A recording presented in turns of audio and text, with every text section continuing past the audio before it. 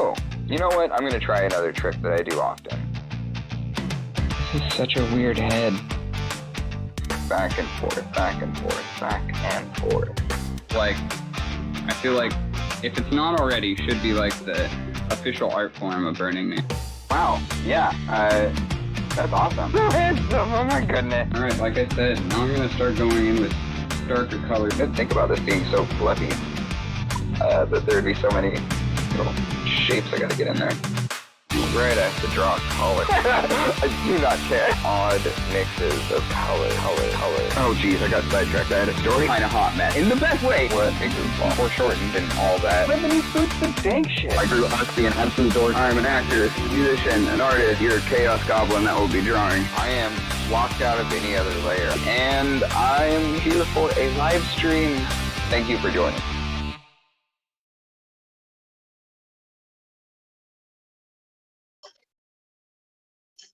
Hello, my friends, and welcome to another episode of Live with Lava Sub. I am Lava Sub. You can call me Weston if you like. And today, you didn't hear me? Let me try that again. Why are you not comprehending what I'm saying? Alright, I'm very disappointed, but I'm making a mask today. Jeez. Yeah, so I have this blank that I've been sitting on for a long time. I've already taken a little time before stream to tape in all of the holes so we don't lose them. Once the piece is finished, you can see there's a little stick that goes in the bottom here. I'm going to try and... I don't know if I'm going to keep this shape because it's a pretty lovely little shape. Very wandly. But I might just use some of the colors that we're using today to cover the stick. It's already, it comes pre-gessoed, so it's pretty much ready to rock and roll. Also, even if it wasn't, I'm not even really going to be relying too much on the shape of this mask. I'm going to be dumping a lot of this ultra thick, flexible molding paste onto it, mixed with some paint, and I'm going to be adding some more depth to a lot of these features. I like this shape quite a bit. It's very like butterfly, right? But I want to exaggerate some of this. I've made a couple of masks using these blanks. I think I might have shown you one at one point. You can find it on my Instagram either way. Where it was like, I've worn it for multiple Halloweens in a row at this point. Made a couple for friends and stuff like that. It's a process I really enjoy. So I've been thinking about doing this for a few weeks now. And so today, I'm going to do it. I've been sitting on this mask for a long time, and I wanted an excuse to mess around with it. So, you have fun as I kind of zone out. Haven't really thought of colors. Definitely kind of leaning towards some very bright neon green. I like green and purple as a color scheme, just generally. Some of my favorite colors.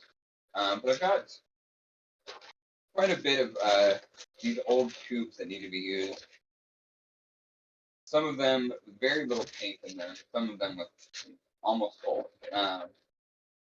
Yeah, I think I've talked about it a handful of times on the stream before, where once I started doing digital, a lot of physical medium stuff that was so frustrating for me, kind of like started going away. So I was able to kind of focus more on a lot of the things that in physical mediums I struggle with, that digital just makes way easier for me. Tricks of this kind of work, I like to use a slow dry gel. That'll help your paint and mediums take longer to set. It doesn't give you a ton of time, but it does give you a little bit of time. And in fact, we probably won't even. This usually takes quite a bit of time to make happen. So we might even not get that far into this. Might try and make it a multi-week stream kind of thing. Might go extra long today. Who knows? Yeah,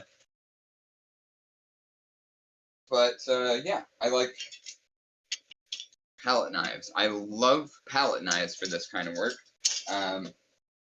especially because it allows me to kind of heap color on with all of the chunky medium that goes into it. So I've been thinking rather about kind of extending or suspending some strips of paint between these little gaps you can see in the mask that essentially are made to, I guess, make the mask easier to wrap around your face. I keep forgetting.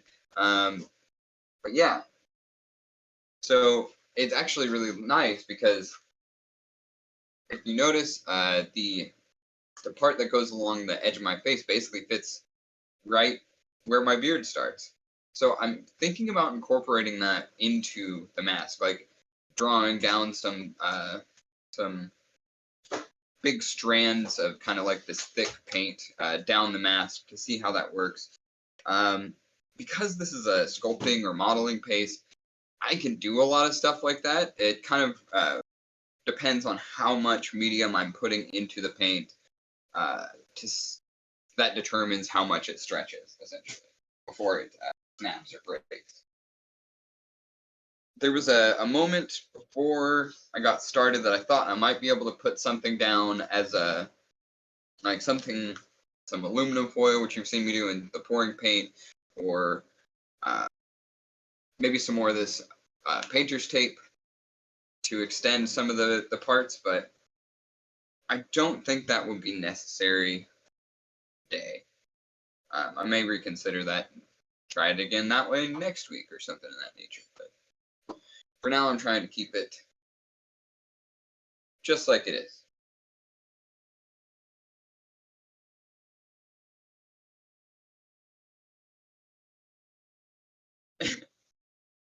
No, I won't drink paint water on stream. That is it's a premium service that I offer. You have to pay extra for that. Oh wait, we can't even say the OF word. But yeah, yeah, it's a joke. I would never do that. Nope. I'm starting with this slow dry. We're gonna add a little bit of gloss, some high gloss here. And then I'm gonna grab my thick jelly.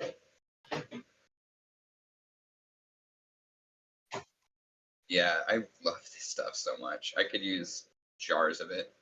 Liquitex, hit me up. Been looking for that sponsorship, dog. You know I'm good for it. Seriously, if a paint company, I don't care which one, frankly. Shit, if Artist Loft, the Michaels brand, they sponsor me. Guys, it would be worth the money. I promise you. Yeah, we'll do it on stream. We'll send us promo kits. We'll do it on stream. We'll promo your stuff.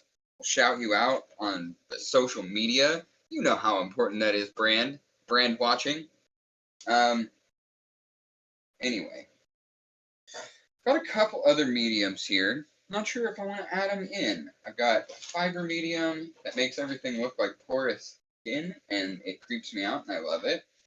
Got some glass beads. These are really weird. It's basically just like, well, medium, or really it smells like Elmer's glue. But these little tiny glass, probably actually plastic, little beads that really add some funky texture to a piece. Way better for, like, it's not great for the top or the bottom layer before you start layering things on, because it makes everything harder to do in the future. Unfortunately, I noticed a couple had already gone out on me today, so I don't have the one that's like there's like one that gives it a very sandy kind of rough texture, and one that like doubles down on that, and it's like a ceramic texture, and I adore them, but they both dried out on me. So again, Liquitex, money, please, or money preferably, but product will be fine. Ooh, it's okay. Got lots of drop cloths down. And also, these shirts. And maybe these pants? I don't know. I like these pants, so I'm not trying to do this, but I've got one already finished. I'm just like essentially putting out shirts. You can buy them by paying me on Venmo. We have Venmo in the chat. Yeah, $20.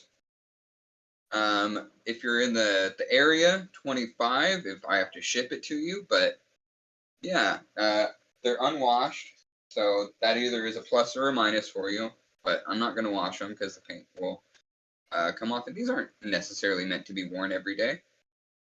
They're collector's items. Would you wear an X-Men comic? I submit that you probably would not.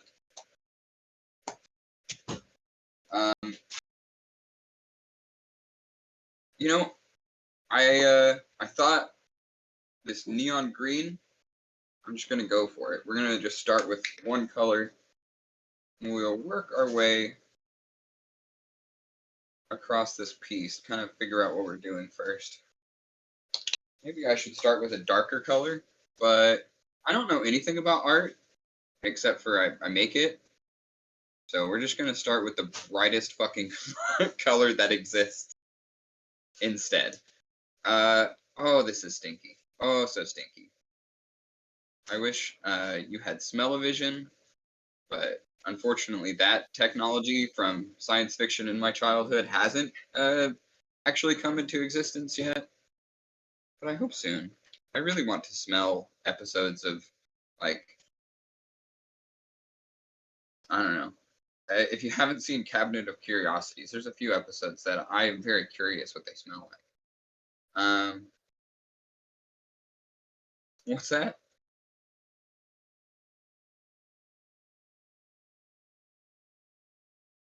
Oh, the smell of this. It's like if you ever played with GAC in the 90s, that, you know, it was like a Nickelodeon product or branded product anyway. That was just like, what do they call it now? It's on the internet. It's like slime. Yeah. There's tons of YouTube videos about slime, and I imagine they smell exactly like GAC because they look exactly like GAC. But yeah, it's a lot like that. It's almost a fishy kind of smell. With like a very adhesive-y kind of fragrance. I want to darken this green up just a hair. And I mean, because if you look, it's turned very white because of the mediums are all very white. I'm just going to put a little touch of blue in here. It's nice light. Yeah, smell is basically stinky fish. That is terribly accurate.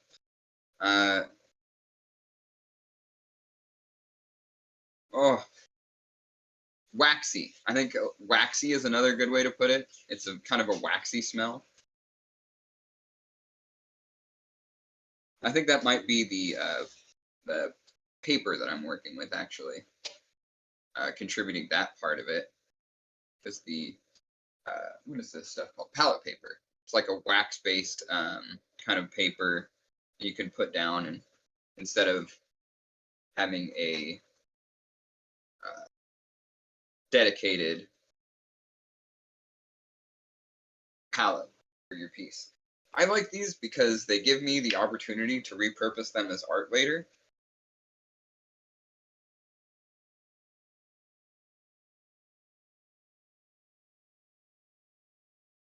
Adding a little bit more green in here. I just want to get the color right before I start laying it down.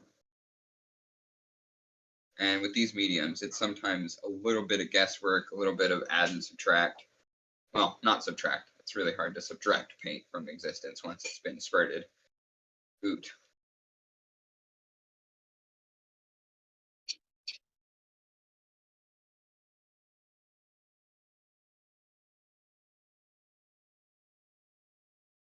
A joke that my brain is telling me to say that I will not say right now.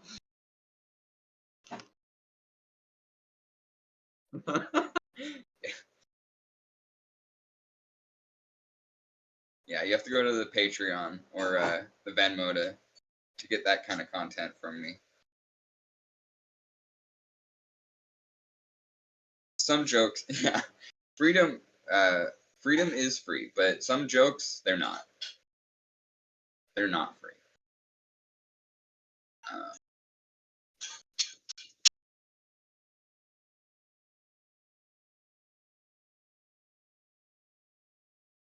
Yeah, despite all the sloganeering, freedom actually pretty free.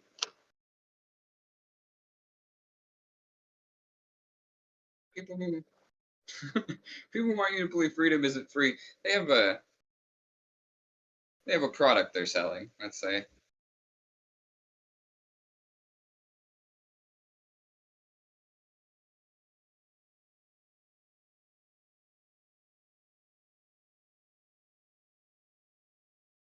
Okay. Got like a kind of dinosaur green going. That looks very gray on camera, but that's okay. It's less gray than this, I promise. You know, still not quite. What color? Yeah, a little bit maybe. What do I want to balance this color? I don't want to use any more of that neon green. Running thin. What does this look like now? Get out of there. Little aqua. You know, Barbie girl, aqua. You know. You all know. You all know.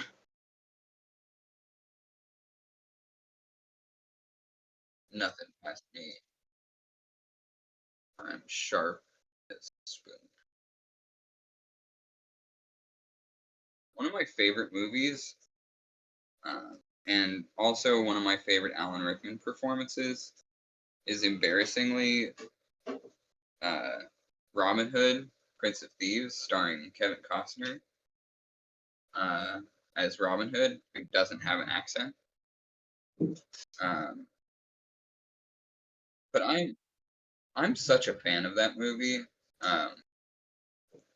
It is, yeah, like I said, a little embarrassing how much of a fan I am, but that's okay. Ooh, okay. This is looking nice now. Give you a little sample of that paint. It feels like I'm about to give you a sample. I'm like at Baskin Robbins. Here you go. Right. Yeah, exactly. Yeah, let's start applying. So think about it for a second. Where do I want to start putting this funky green? I think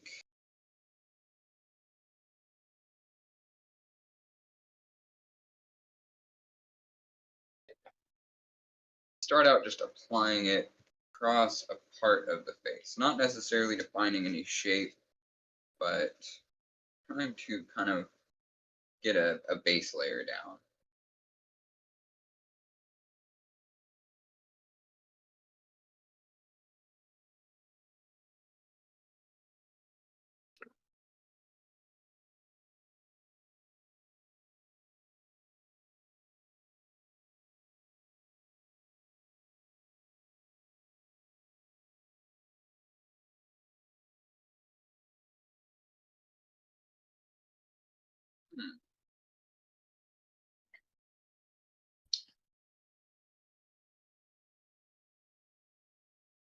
This brush out.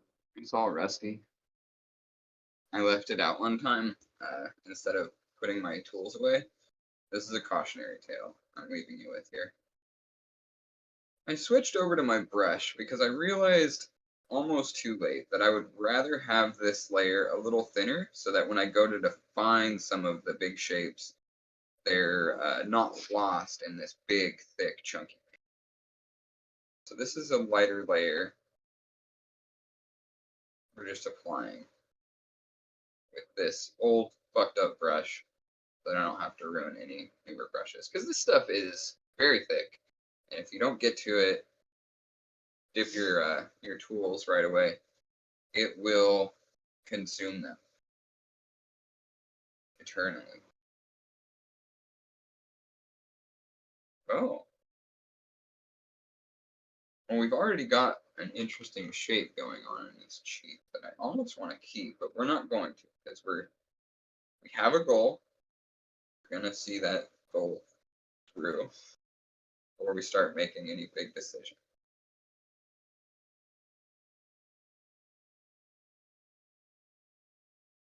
Yes, my good friend and producer points out to me that speaking of goals, we are so close to our follower goal here on Twitch.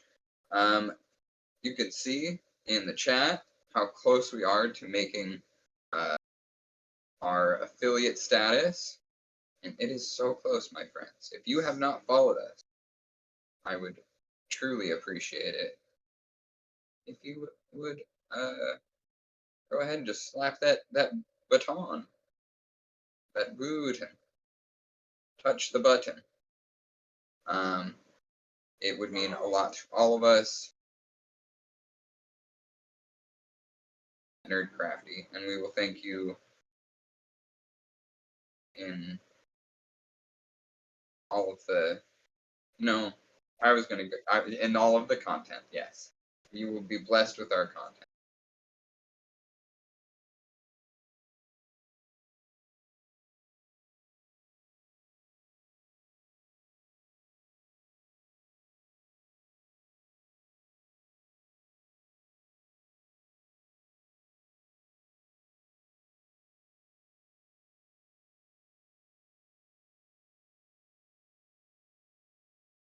Are you on mic?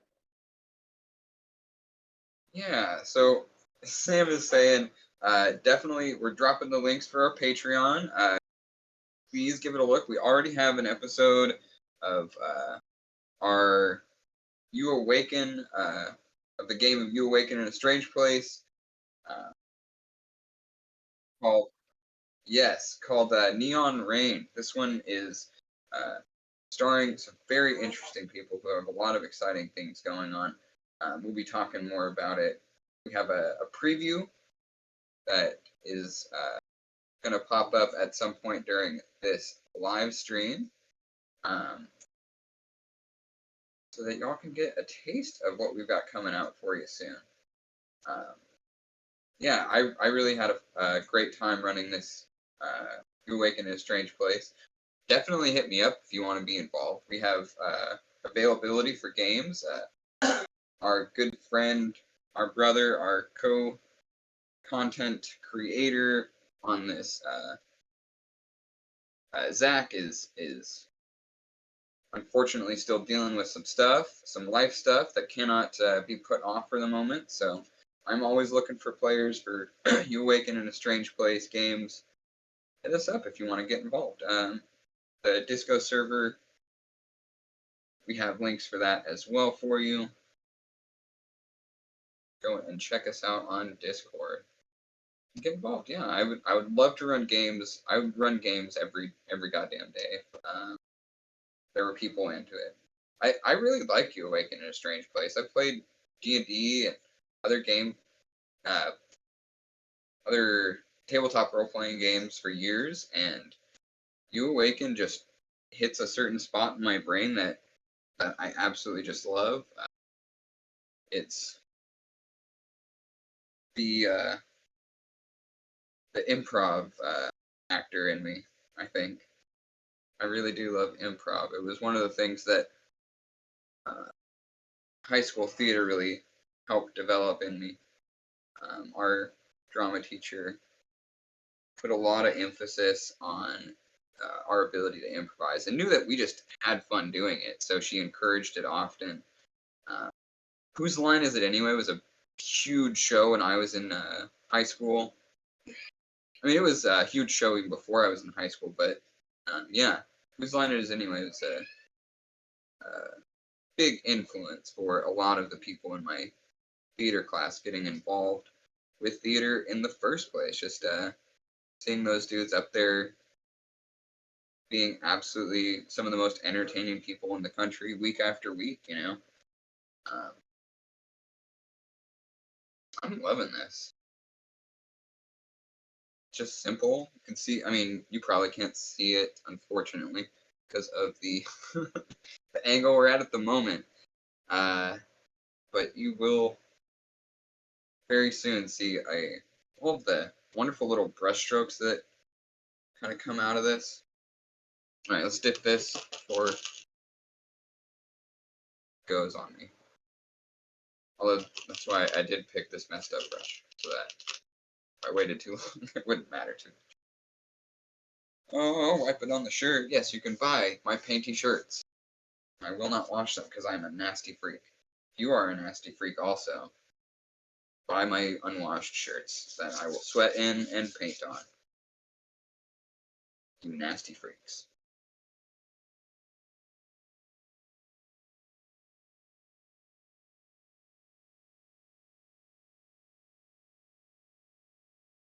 Yeah, no jokes. I mean, I do joke occasionally, but that is not one of the jokes I'm doing.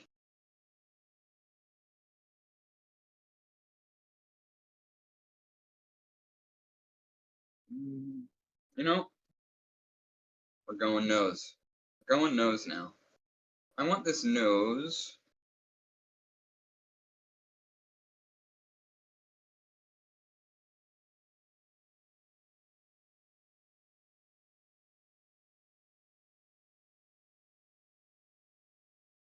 Let's start up here.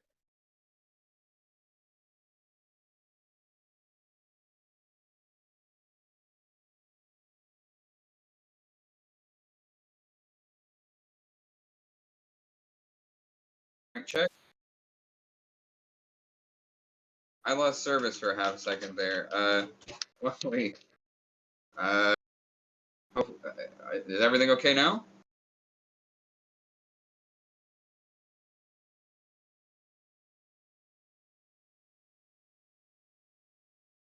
Okay.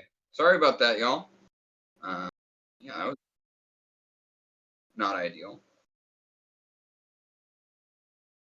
They're trying to silence me, guys. This is why you need to support us on Patreon and follow us on Twitch, because they're trying to silence our content because we are so cool and smart and rebellious. The nation just can't handle it. It would be too powerful for us to be unrestricted.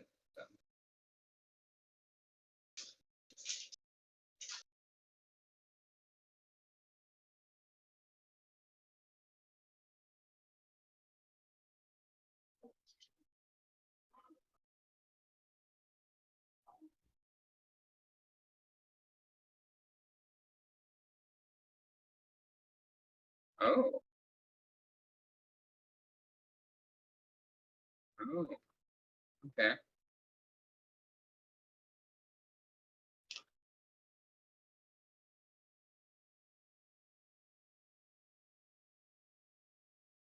This nice thick blanket. I'm just gonna get real messy today. Don't want to add water. Water can cause crazing and stuff. And I don't want it to split and break apart. I want it to be nice, exactly how I left it. Not have it change hours after I thought it dried.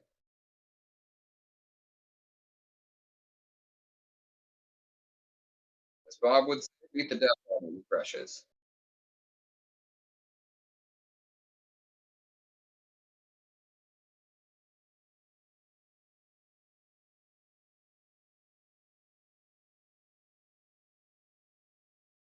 Okay. Let's see.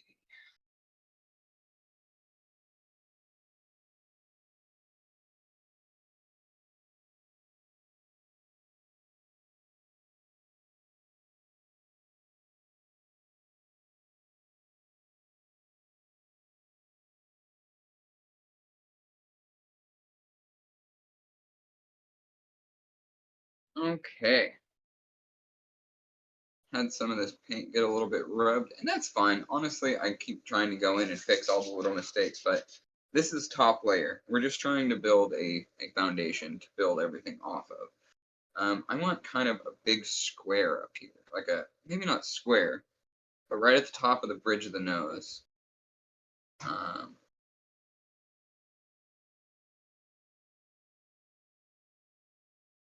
just gonna try and dump off a little bit of this.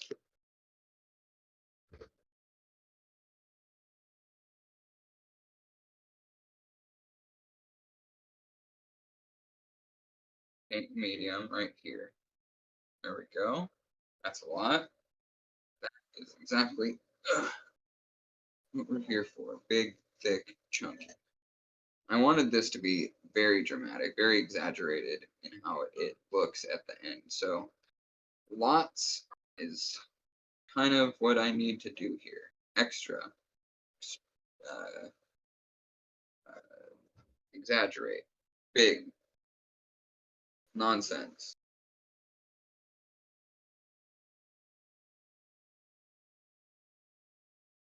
Yeah, I think that's one of the things I really like about it is sculpting and sculpture. It's such a like elitist pursuit. It's so expensive to get into.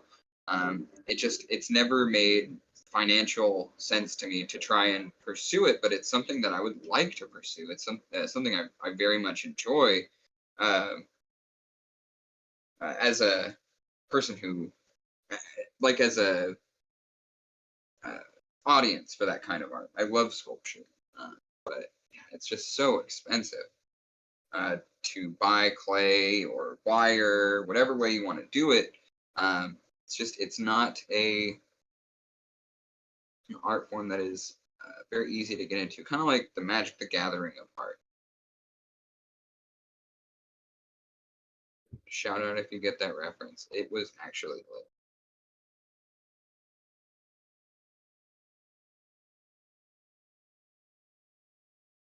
I don't even know the first thing about how you would make clay. Isn't it like a natural product of the world and then it is harvested by big corporations or something? I live in Los Angeles. There's not a lot of dirt that I can get for free and not be fine. um,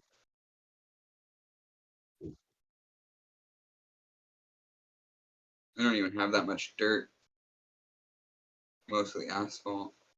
There's places, but yeah, it's most of those places you could go.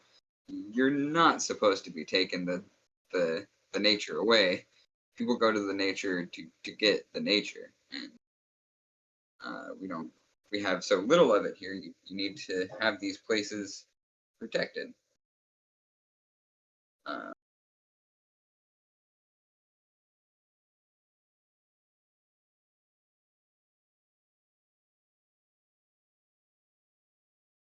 Deserts are protected. I mean, at least the ones in around here, I'm not mistaken.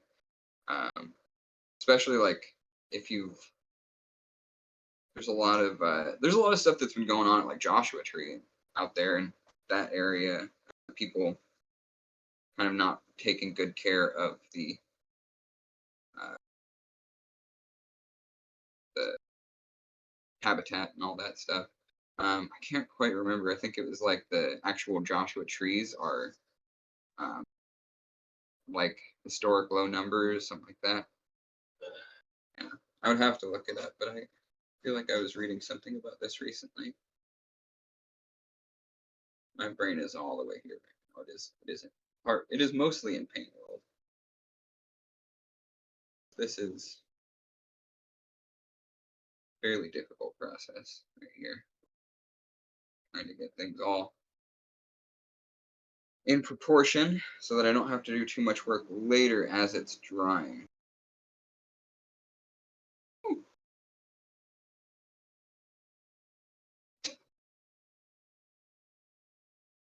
Yeah. So you can start to see, I'll show you. You can start to see where it's starting to dry at the edge of the paper here. Even with that slow dry gel in it, it's super time sensitive still. I need a nice little soft brush. I've got one right there. Just to blend some of this, make it a little less pointy.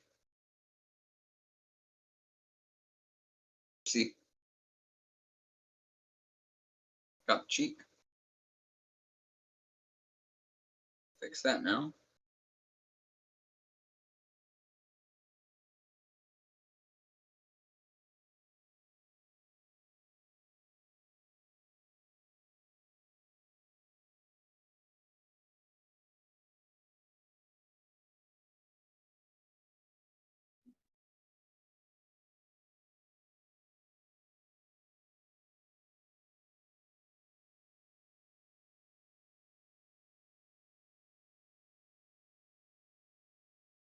There we go.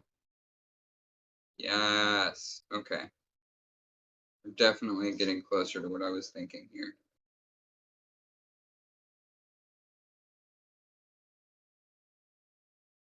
Probably could have used a little bit more of the thick waddling paste. Probably could have used a little bit more of that in the mixture here because it's a little bit flimsy. That's okay. Not the biggest deal here.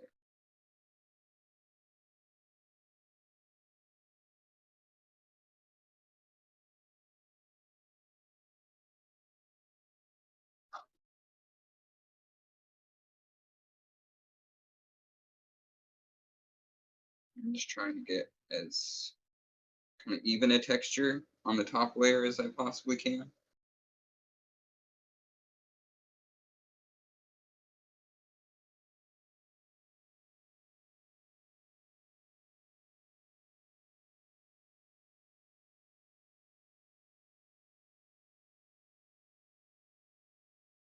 Yeah. How's everybody's week going? Let me know in the chat.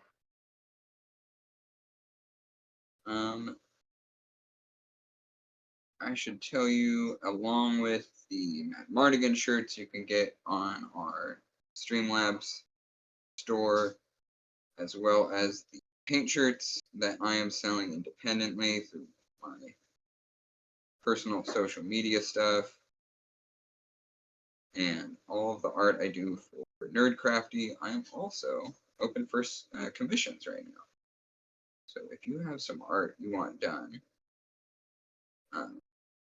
I would love to do your animals' portraits, your family's portraits, anything that you need an artist for, I can do. So that's just who I am. Yeah, this season is always a good season for artists because there's more work than there usually is that people want done, especially for like gifts and things like that.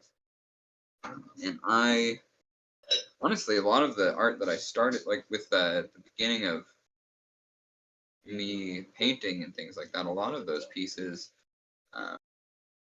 were gifts. So I have quite a bit of experience making things for people. If that is ever something you're looking for. Cool. This bridge of the nose looking good. Oh, and I also have, I'm going to be showing a lot of my older art that is available for sale on social media. Definitely give it a look. And let me know if any of that stuff looks like something you'd want to hang in your house. I would love the business. I could use it. We could all use a little extra of the dollar monies. I am no exception. As much as we all might hate capitalism, we still live in it, under it. And that is the curse. That is why I am having to do this instead of just being a super chill art streamer. Because capitalism exists. Wouldn't you like me not to pitch you things? I would like to not pitch you things and just have you naturally want to buy my stuff or just have it. I would like to be able to give people art, but I can't do that. I gotta pay money for living. Which, when you put it that way, it's kind of insane, right?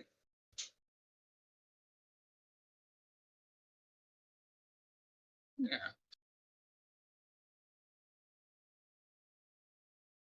What a bunch of bullshit.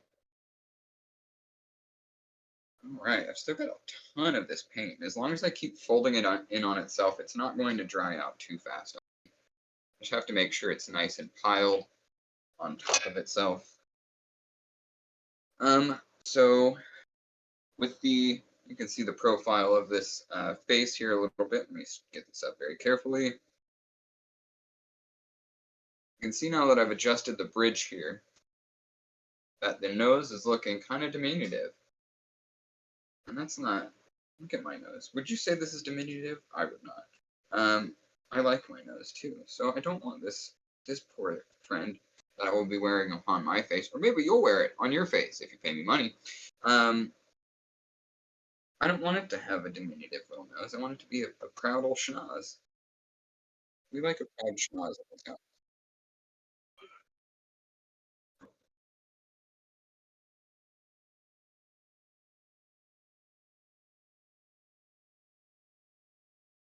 Oh yeah, baby. Okay, that went better than I was expecting. Yeah, it went way better than I was expecting too. So I'm glad that first stroke can sometimes determine a lot.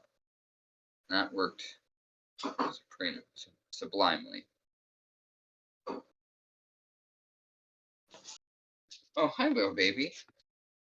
What are you doing? You wanna? Yeah, the little kitten is very curious why I've got all these blankets on the couch right now.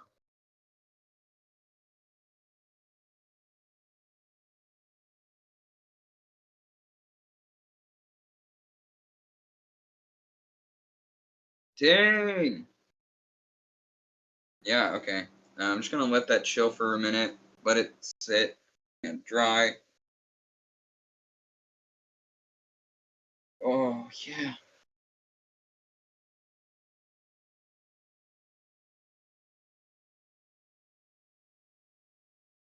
I'm having fun. Oh, man. I forget how much fun this is! Oh. You trying to fight me? I'm too big for that. I'll eat you right up. I would never.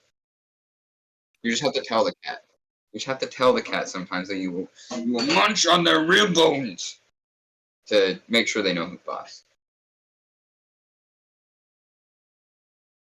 Never do it. Don't ever munch on the rib bones. It's just a threat. An empty threat.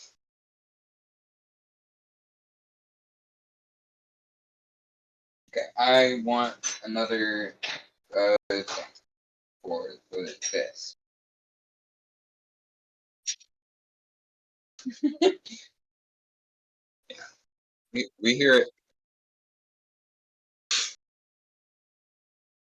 Tell you what, there is one kind of cat you're allowed to eat.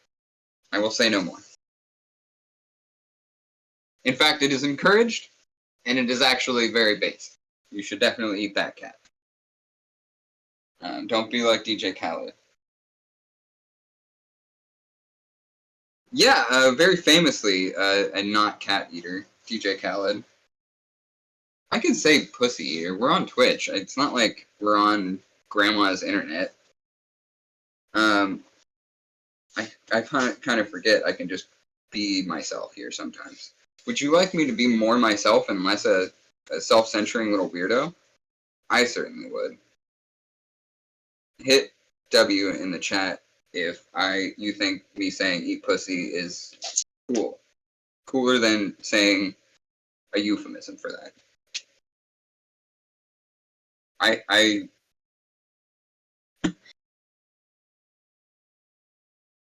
yeah.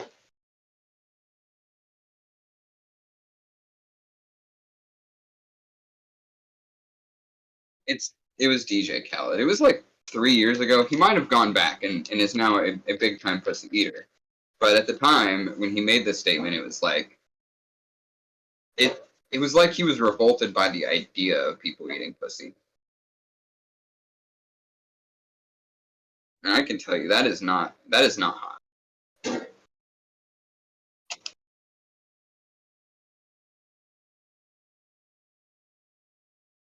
Yeah, I mean,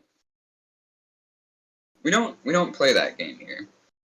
Like, I don't even understand the mentality of not eating pussy. Pussy is delightful to eat. I'm sorry if you don't think so. You're wrong. It's one of the best things ever, actually. Sorry, virgin.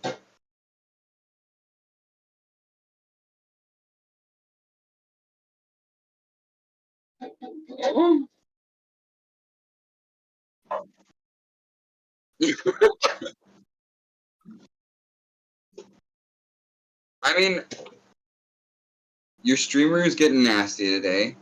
You know, I'm not gonna apologize for it. But also, yeah.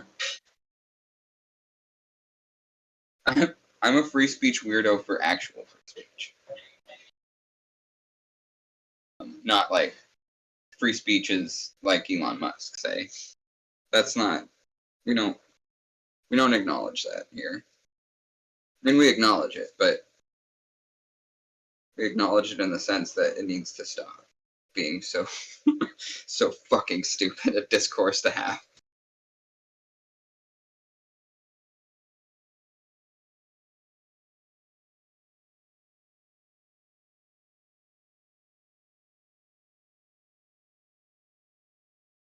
Yeah. Oh, I love this nose. Holy shit. I'm so stoked right now.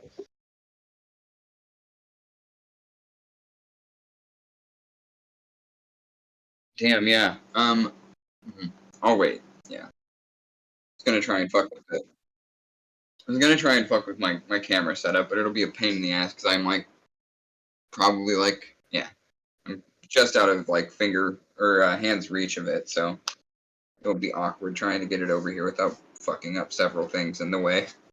Oh man, I think it would be hilarious if we did more like streamer like the area around you kind of reveals.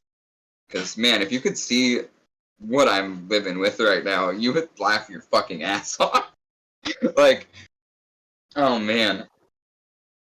Yeah, well, that's gonna be a Patreon exclusive.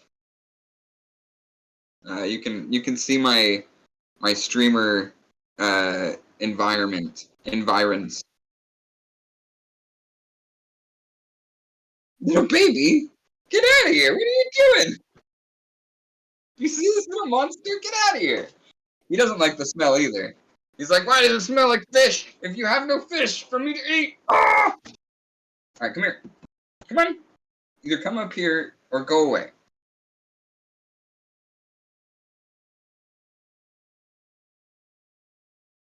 I wish you could see how close it keeps coming. He keeps coming and knocking over my water. He's like, you see him? Oh my god. Scott's coming in to assist. And then the other cat comes in to be like, I'll whoop his ass for you. Thanks, Scott.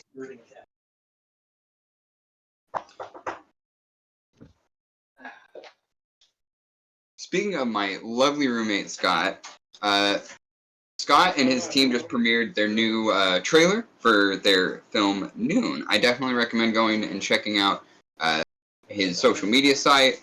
Sam, can you drop that in chat? His Instagram. It's the same one as the TikTok. Your TikTok's the same as your Insta, right? Yeah. Yes. Yeah, go check out their trailer. This movie is gonna be a real ripper, and I really want everyone watching right now to go watch it. Thanks, everybody. And also, you can see Scott coming up in our in Neon Rain this Friday at 6 or 7. I can't remember.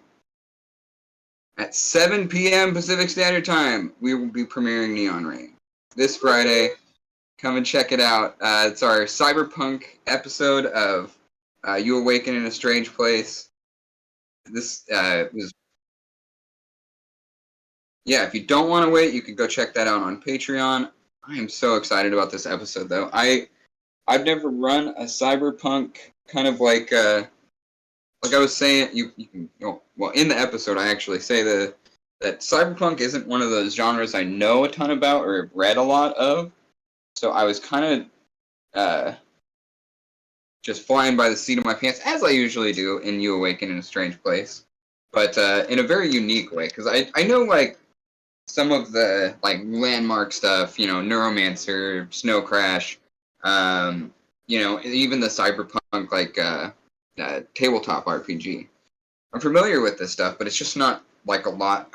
I'm not well read on it. It's a cool genre. I like the ideas that are contained within it. So much of it is like anti-capitalist, like directly in its messaging, and tell you what, I love that. But yeah, there's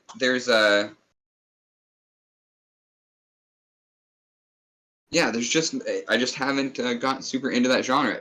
So I was pulling a lot of inspiration from different places that I am familiar with that kind of like cyberpunk tends to share territory with, like noir, neo-noirs and stuff like that. A lot of the time, a lot of neo-noir is like, if not cyberpunk itself, it's influenced by cyberpunk. So that my biggest inspiration for that game was actually I don't even know if I should say. Yeah, I'll say it. It was the movie Dark City. If you're not familiar, it's I think it was late 80s, early 90s, filmed by Alex Proyas. Really one of Roger Ebert's favorite movies ever. 88? 98. Okay, it was 98. Yeah.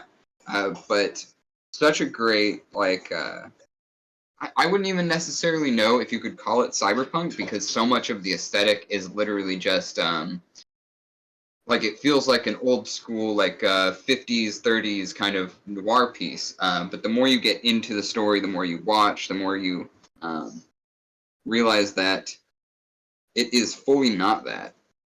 And that was, it's the element of, like, almost like Alice in Wonderland, where you think you're somewhere, but you're not. Anyway, yeah, Dark City was a big inspiration for this game. So if you have seen it and you love it like I love it, you might see what I'm talking about when the episode drops. So definitely give it a watch and check out all of sorry, what the fuck was I saying? I totally lost my train of thought. Yeah, comes out this Friday.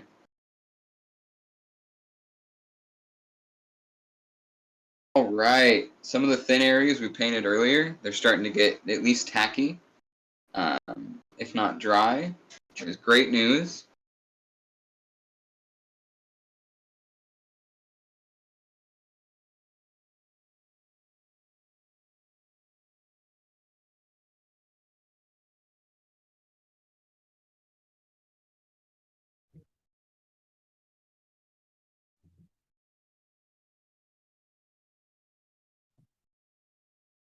I think I need to do more of this. I fucking love this. I'm having so much fun right now. I cannot even tell you right now. Like, I forget that this is something that, like Sam was saying earlier, the sculptural element of it is something that I always really wanted to get into, but it's so expensive I never did. This is kind of like a way for me to approach this in a way that's a lot more cost effective, or just generally cheaper. Like, and masks are an interesting thing. If you've ever done like theater school or just theater generally, masks are something that is often used as like a training device or a way to kind of like rediscover the process of building a character. The idea of a mask is just you're playing another character, some other character over your face.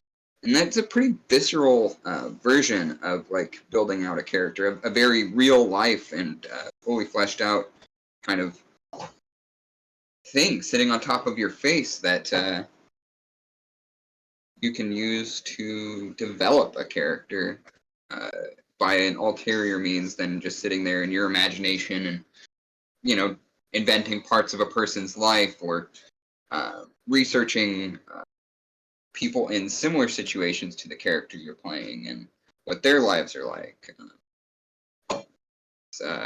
Yeah, it's a very visceral kind of experience. And as an actor, that's something I've always been very interested in. I love big characters, and I love actors that go completely over the top to deliver a performance that is at the same time unnatural, inhuman almost, completely is played to its natural extent. Finding the real in the surreal or the unreal. I think I've talked a lot about Frank Langella's portrayal of Skeletor and virtually Nick Cage's entire career many times before on stream. They're two of my favorite examples of this. Nick Cage goes hard in just about every role he's ever gotten. And Frank Langella went so hard as Skeletor in the Masters of the Universe movie that it kind of changed my life. Continually influencing my own performance ambitions.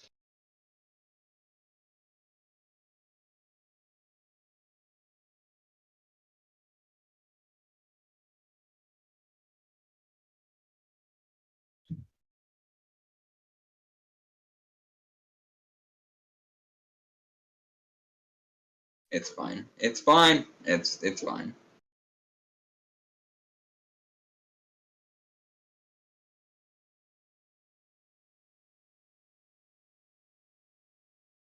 Thank you.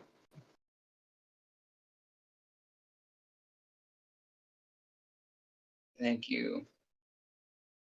Thank you, Sam. Yeah. I really didn't want to lose that V shape at the top. I think it's rather striking. I wanted to just try and keep it as symmetrical as possible. Although in this medium, how wet this paint is, it's not exactly easy. And I have way shakier hands than you might think I do. My years of playing guitar and punching things have not made my hands more stable. Surprisingly, to my utter surprise and shock. Using your knuckles to strike things over and over again makes them actually function worse. Did you know this? Now you do. Heard it right from the punk's mouth.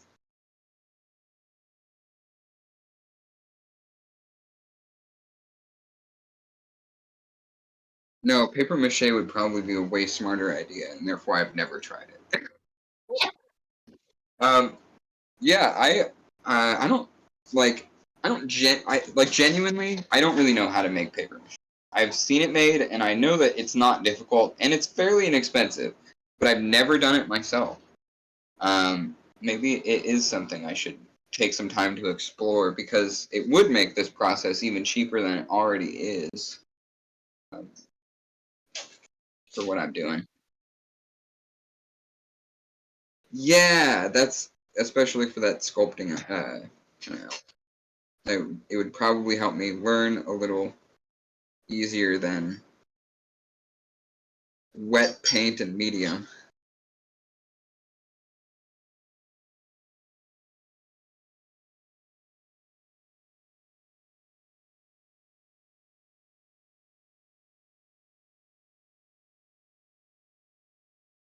Oh, well, that would work fun. That would be fun.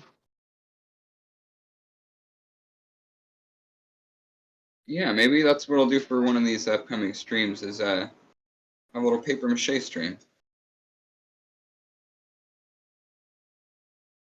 Okay, I should probably go back into the Boniface nodes. Thank you. Yeah, I wanted that, like, what's the...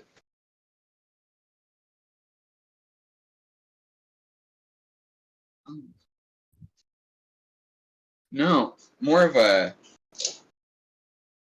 like, more akin to a moment of clarity. I just realized the shape I'm making is very much like a stud that you put into a jacket or something like that. It's like a square shape, but it has like the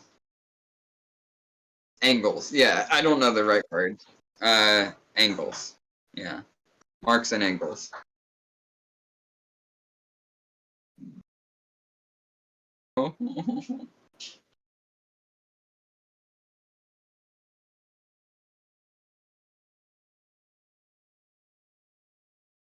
Well, shit. That's too much pressure.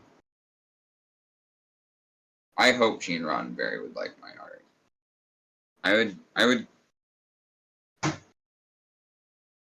would very much like to know that, but R.I.P. Gene Roddenberry.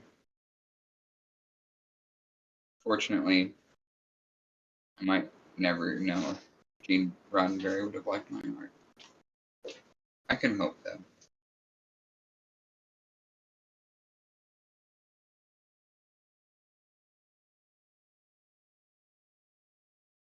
He's dead, isn't he? Yeah.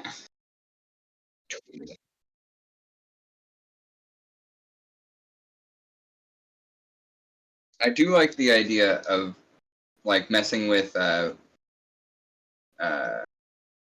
accounts that claim to be people that are dead, and pretending to be serious, or like take them seriously rather.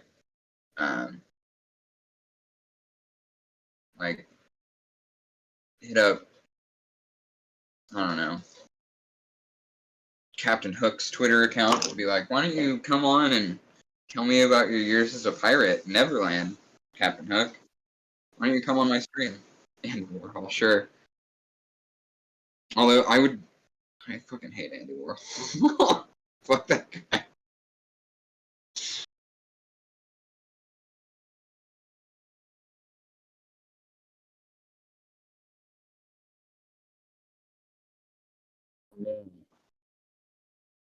No, I actually, if there's a fake Caravaggio account, I'm definitely gonna be like, yeah, you should come on stream, we'll hang out.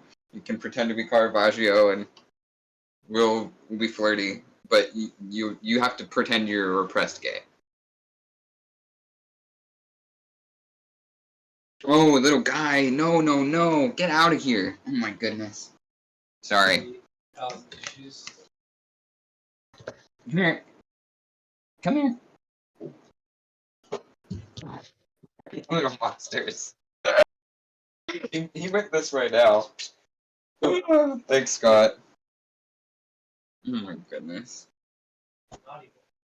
He keeps reaching in between this gap between the two tables. It's so precious, but so crazy. Little guy keeps, yeah.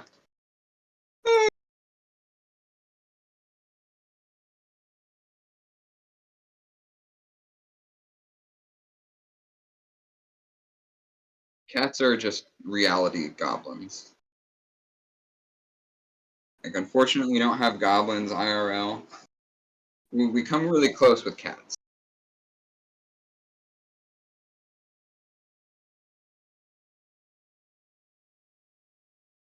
That would actually be amazing. I would love that.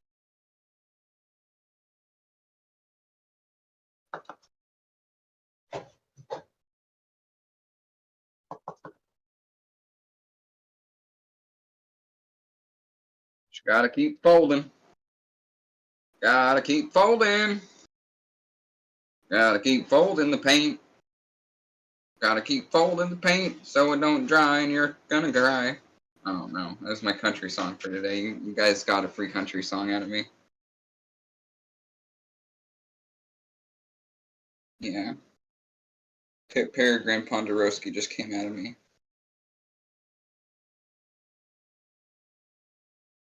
I miss Pip! God damn it! If you are in the Reading area, could you just give my buddy Zach like a few $1,000s so that he can keep living there, so that he can get back to making content with us? I miss my boys. Miss my D&D friends. I miss my characters. It's the least you could do if you love me, is give Zach all of your money. Or buy a shirt. Optionally, you could do that instead if you don't want to just give Zach money. You could instead buy a shirt, an Ironheart shirt, and that will support his journey towards getting a new place to live, because this is probably not my business. I don't need to get into it on stream, but I am upset that one of my oldest, bestest buds is in a frustrating situation he doesn't deserve to be in. And did nothing to deserve it. It's not right. It makes me upset. I just want him to be safe and comfortable and happy.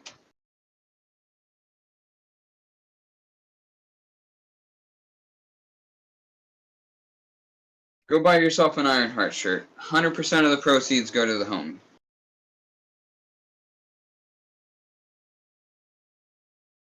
Like,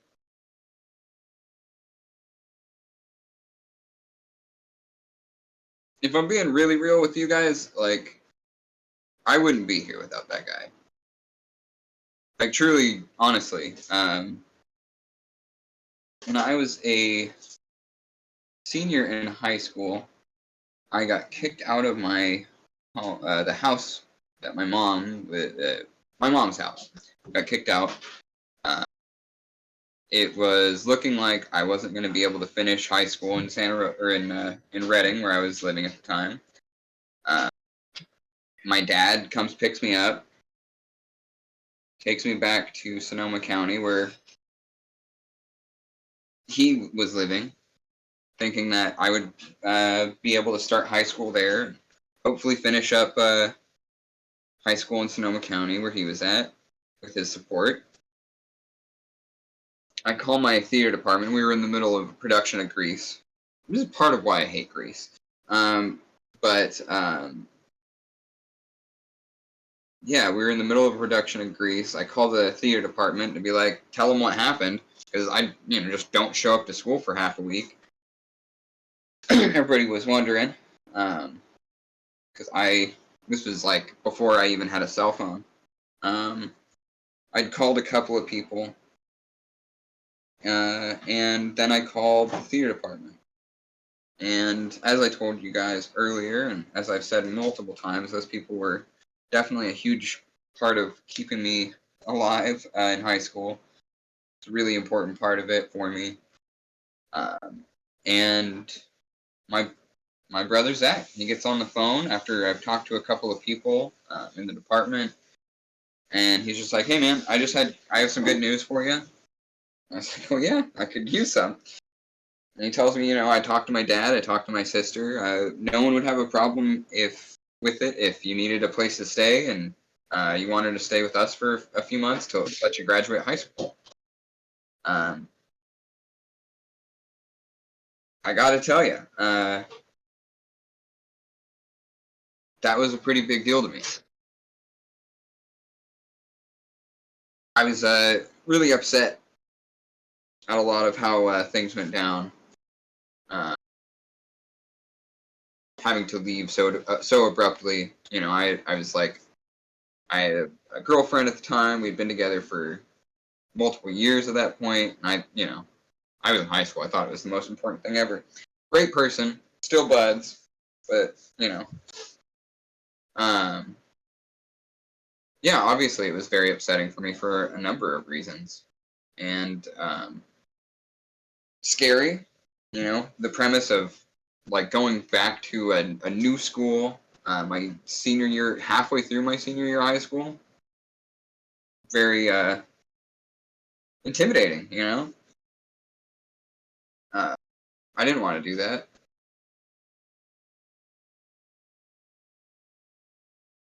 To mention the fact that I had spent all 4 years of my high school kind of getting that, like, working in that theater department and working our asses off. I mean, we were seriously underfunded. One of the poorest schools, or the poorest school in Reading. You know, everything was homemade, self-built. We made our own sets. We made our own costumes. Everything. Everything was DIY. Which is why so many of us were punks. Yeah, and it hurt thinking about the fact that the last production of my senior year, I wouldn't be there for it. You know, all of this work that I put into the department, I'd already put it into the character. No matter how much I hated it, because I got like one of the worst roles you could ask for in Greece. It was kind of frustrating to begin with, but it was also the most important thing in my life. You know what I mean? Like, so all this to say that without Zach, my life would be very, very different in many different ways.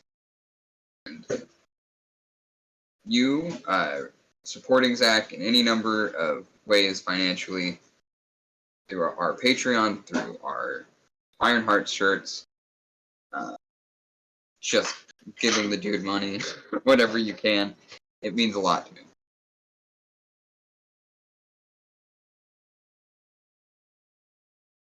course, no pressure, you know. I'm not going to be mad at you or anything like that if you can't. But if you can, it would mean the world. Not just to... I mean, obviously not just for him, but like I'm saying, for me too.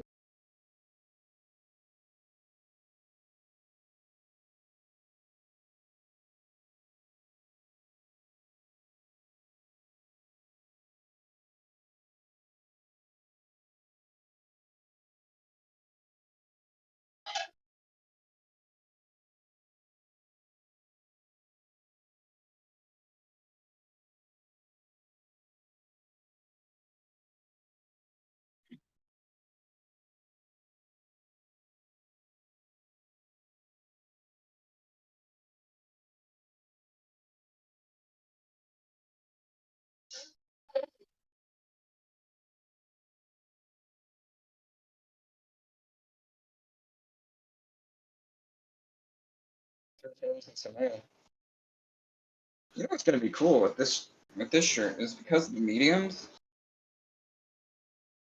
I mean, you can't really see it from there, but a lot of this paint that's going on here is really chunky. Like, yeah, it's gonna be super textury, super chunky.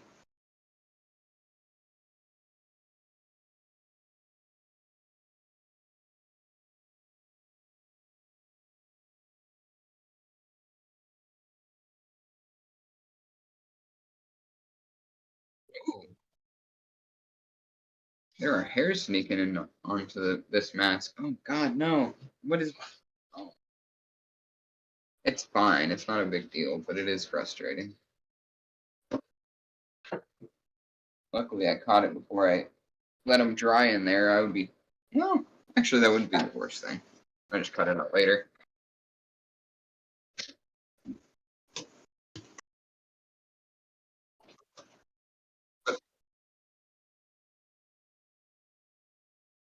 Oh, that's easy. I would way rather sculpt a nose. I mean, in this form, yeah, absolutely. I fucking hate drawing noses. Most of the time, especially growing up, when I would draw a nose, I would do the, like, demon nose that's just two holes in the front of the face, like a snake. That's Voldemort nose. Yeah. That was how I drew noses for years and years and years and years. And sometimes now, frankly, I hate drawing noses. Almost as much as I hate drawing fingers. Actually, more than I hate drawing fingers. Okay, I've drank a lot of coffee. I'm gonna go pee.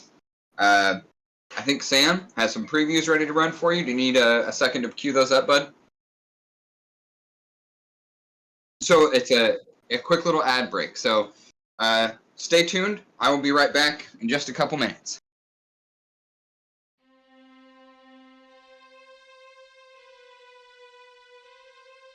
I think that if you're going to do a Willow character, then you definitely need to be thinking about role-playing your theme and role-playing your aesthetic.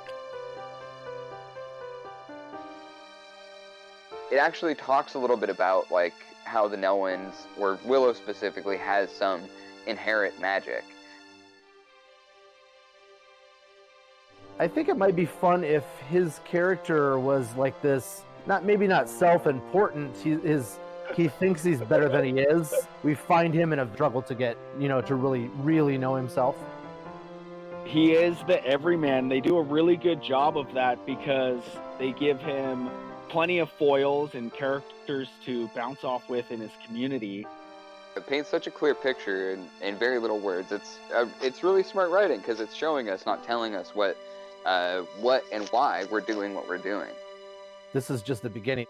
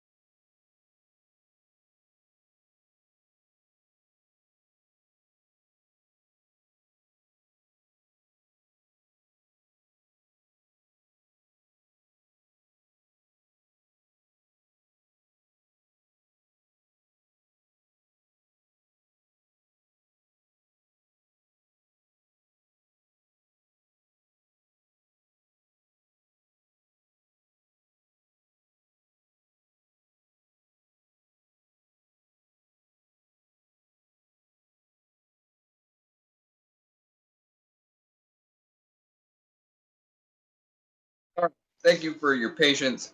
What did you think of the ads? Let me know in the chat. Yeah, I think this is a little...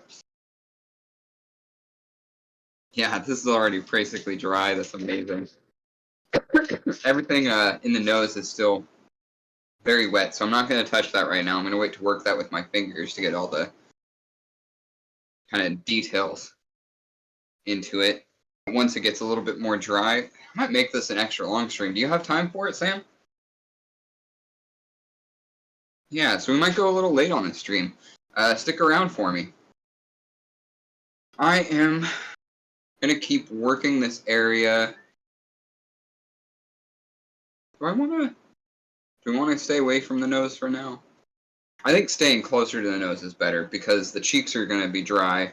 I don't want to be working on the cheeks and mess up the nose. So I'm going to go into the eyebrow, or the ridge of the brow anyway. I've made a couple of the masks I made, I've like intentionally put eyebrows or like more humanistic kind of features into it, but this one I'm going to not do that. I almost want like a visor kind of eyelid kind of vibe here. Very thick, kind of very squared off.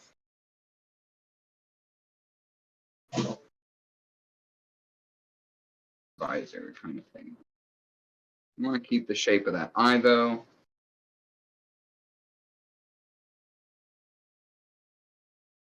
Move this paint around. I can get a little more. I want these to be chunky. I want them to be big. I love this. My God. This is so much fun. If you've never done this before, I gotta say, you have to have like patience. You have to be ready for a long sit. But this is so much fun. Oh my god. Cannot recommend it enough. You can usually, like, I think I got most of my masks at either Michael's or Joann's. They're just really simple mask shapes. You can do so much with them if you add textured medium. If you, like Sam was saying earlier, of course you can't hear, I heard her. But yeah, as Sam was saying earlier, there's a cheaper, probably, way to do this with paper mache. Sorry. What's the, like, isn't there a French way to say it?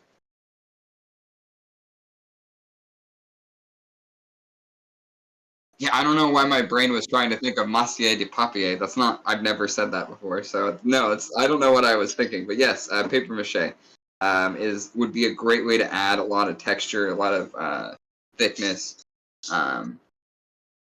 without using these mediums that can be pretty pricey. But I find that a little bit can go a long way, and I can stretch them for a long time.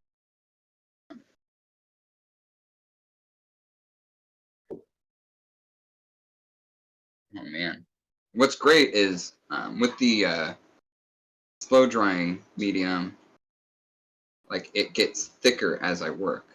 So the longer I'm working on a piece, the thicker it becomes. The more the medium kind of bonds with everything and starts drying a little bit, and adds like I gotta say I kind of do like watching paint dry. At least not like house paint, that would be very boring, but this kind of paint kind of rules to watch dry, or at least experience it's gradual drying process, bare minimum.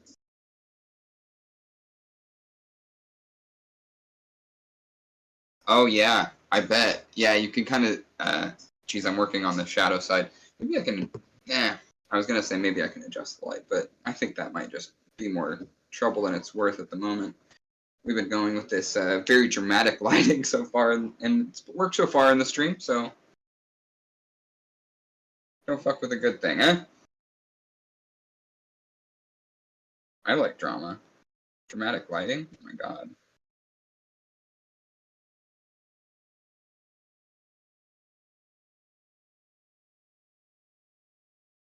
Yeah, that that Kubrick lighting. I'm kidding. I don't know anything about lighting. Don't.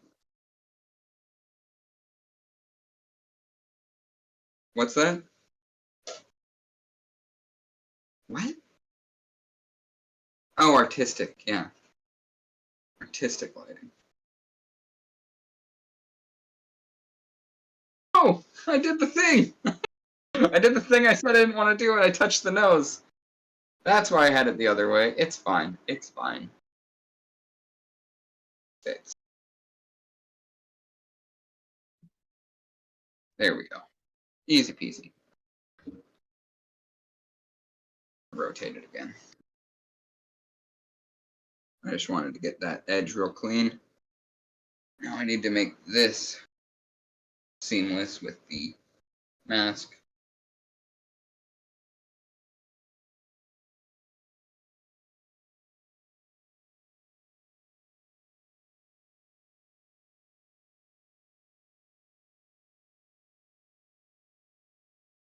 Yeah, nothing playing in the background today. I've been doing that a lot lately, and I didn't even think about it today. I was so excited about working on a mask again, I think.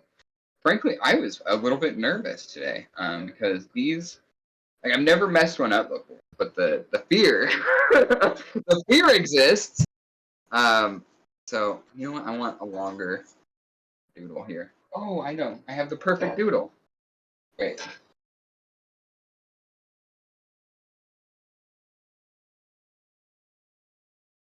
Yeah. Bob would never let me say I messed up. Bob would only encourage the happy accident to make its own thing. God damn it, Bob Ross.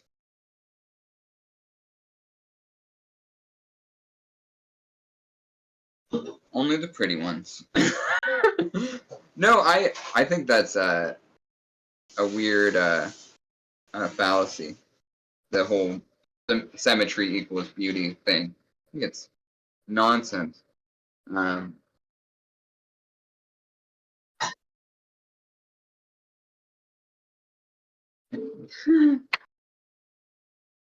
You and Tom Cruise fell in love with Katie. Are you?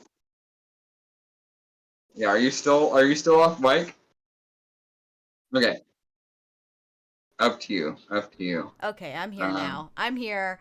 Yeah, so for the record, I said that I fell in love with Katie Holmes' one dimple smile, and Weston mentioned the Tom Cruise thing. I would have been way better to her. Yeah. I think For the record. anybody not getting somebody into their weird cult as part of a relationship probably better to anybody than than Tom Cruise was to Katie Holmes. There were clear warning signs. Like I don't know what happened. I honestly feel like this is probably like a PR nightmare. Oh yeah, if you were alive when that whole thing was going on, you will remember very clearly the Oprah appearance that Tom Cruise had, where he was like completely unhinged. And I think some of that is actually kind of cute. When a dude is like unashamedly like into a person and isn't like being a cringe weirdo about it. I think there's elements of that interview that were definitely cringe weirdo moments, but I also think it's kind of cute when a guy is like on the furniture like, I love this person! I think that's kind of personal. But also Scientology is a weird cult, and I think you get a person into Scientology as part of your relationship, you're friggin' that's the cringe weirdo part. Yeah. It's not looking so hot nowadays with the Danny Masterson case coming up. Yeah, I heard about the weird allegations. Well, not weird, but the allegations against Danny Masterson a few years ago, and I think they've only grown in number. Yeah. It's a shame. I really liked that 70s show. It was a really funny sitcom of the time, and I'm adding that last part because definitely could not make the same jokes today. I'm excited to see what they do with the 90s show, though. Yeah, I was never a fan. I really have never liked Ashton Kutcher. Oh, by far he is not the best part of the show. He's just an excessively large part of the show, I think is what drove me nuts. Is he was just his character and the relationship with him and Mila Kunis's characters was such a prominent part of like the show that I was just like I don't fucking care about this. I don't like these people. I don't like these characters. So I never got into it. But really? One of my favorite movies of all time is Cutthroat Island. And it's Gina Davis gets to be a pirate captain. It's one of the coolest movies ever, and no one's ever heard of it because it did really, really bad when it came out. People weren't ready for pirates yet in movies to come back. That wouldn't happen again until like a few years later when I am always Pirates ready of the for more Caribbean was pirates. so successful. Yeah, I love pirates I love pirate movies and stuff. I didn't even really like Pirates of the Caribbean though. I was just excited to see pirates on the movie again. Yeah, Cutthroat Island absolutely rips. And it has Danny Masterson as one of the he's like the ship's boy or something. That's why I was, and actually Frank Langella, who I've already brought up today, also had some allegations in the last year or so of some untoward behavior. I can't quite remember all the details, or I would get into that. Honestly, it's just disappointing because, yeah, I will so many tell of his you this. performances are so iconic. If you feel like you want to try and give that 70s show another try, don't think about it as a show about the kids. Think about it as a show about the parents, because Kirkwood, what's his first name? Oh, no, that is his first name. Kirkwood Smith and Deborah Jo Rupp. They make that show. The parents of the kids make the show. It's so funny. Yeah, Eric's parents. Yes, and Donna's parents Yeah. as well.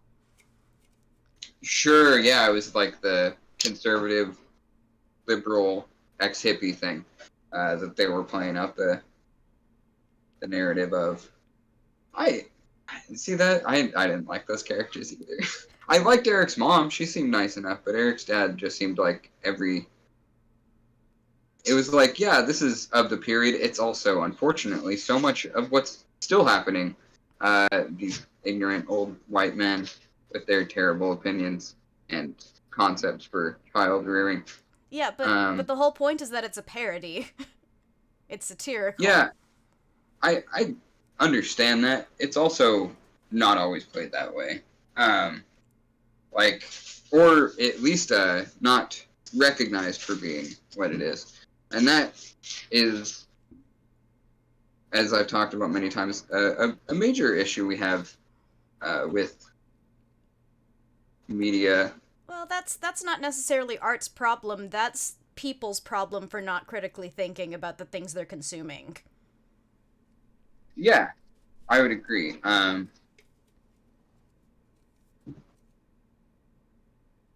Like, we just went through one of the worst political seasons ever with all of these ads and everything. Like, I was drowning in political mailers. It was awful. Same. It was so awful. Yeah, especially, yeah. And that stuff works on some people. That's the baffling thing, is like, they'll just read it and not think about where it's coming from, and they'll just take whatever it is that's written down as fact. My favorite was in Los Angeles. There was a race. Hugo Soto Martinez was running against Mitch O'Farrell, and I kept getting anti Hugo Soto Martinez ads that were like just getting me more interested in his campaign, because it was like pointing to him as like being this police abolitionist, communist, radical. And I was like, what? That's actually based. I would definitely vote for that person if they existed. And to his credit, Hugo is actually a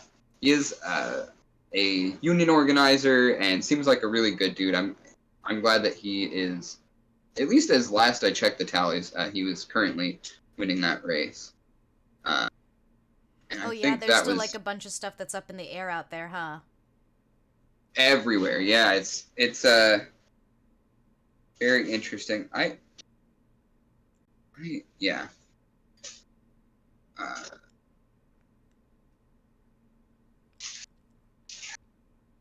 Yeah, we gotta wait on I some have absentee unpopular- ballots still, I think. Yeah. Because everybody's vote gets counted. Dear audience.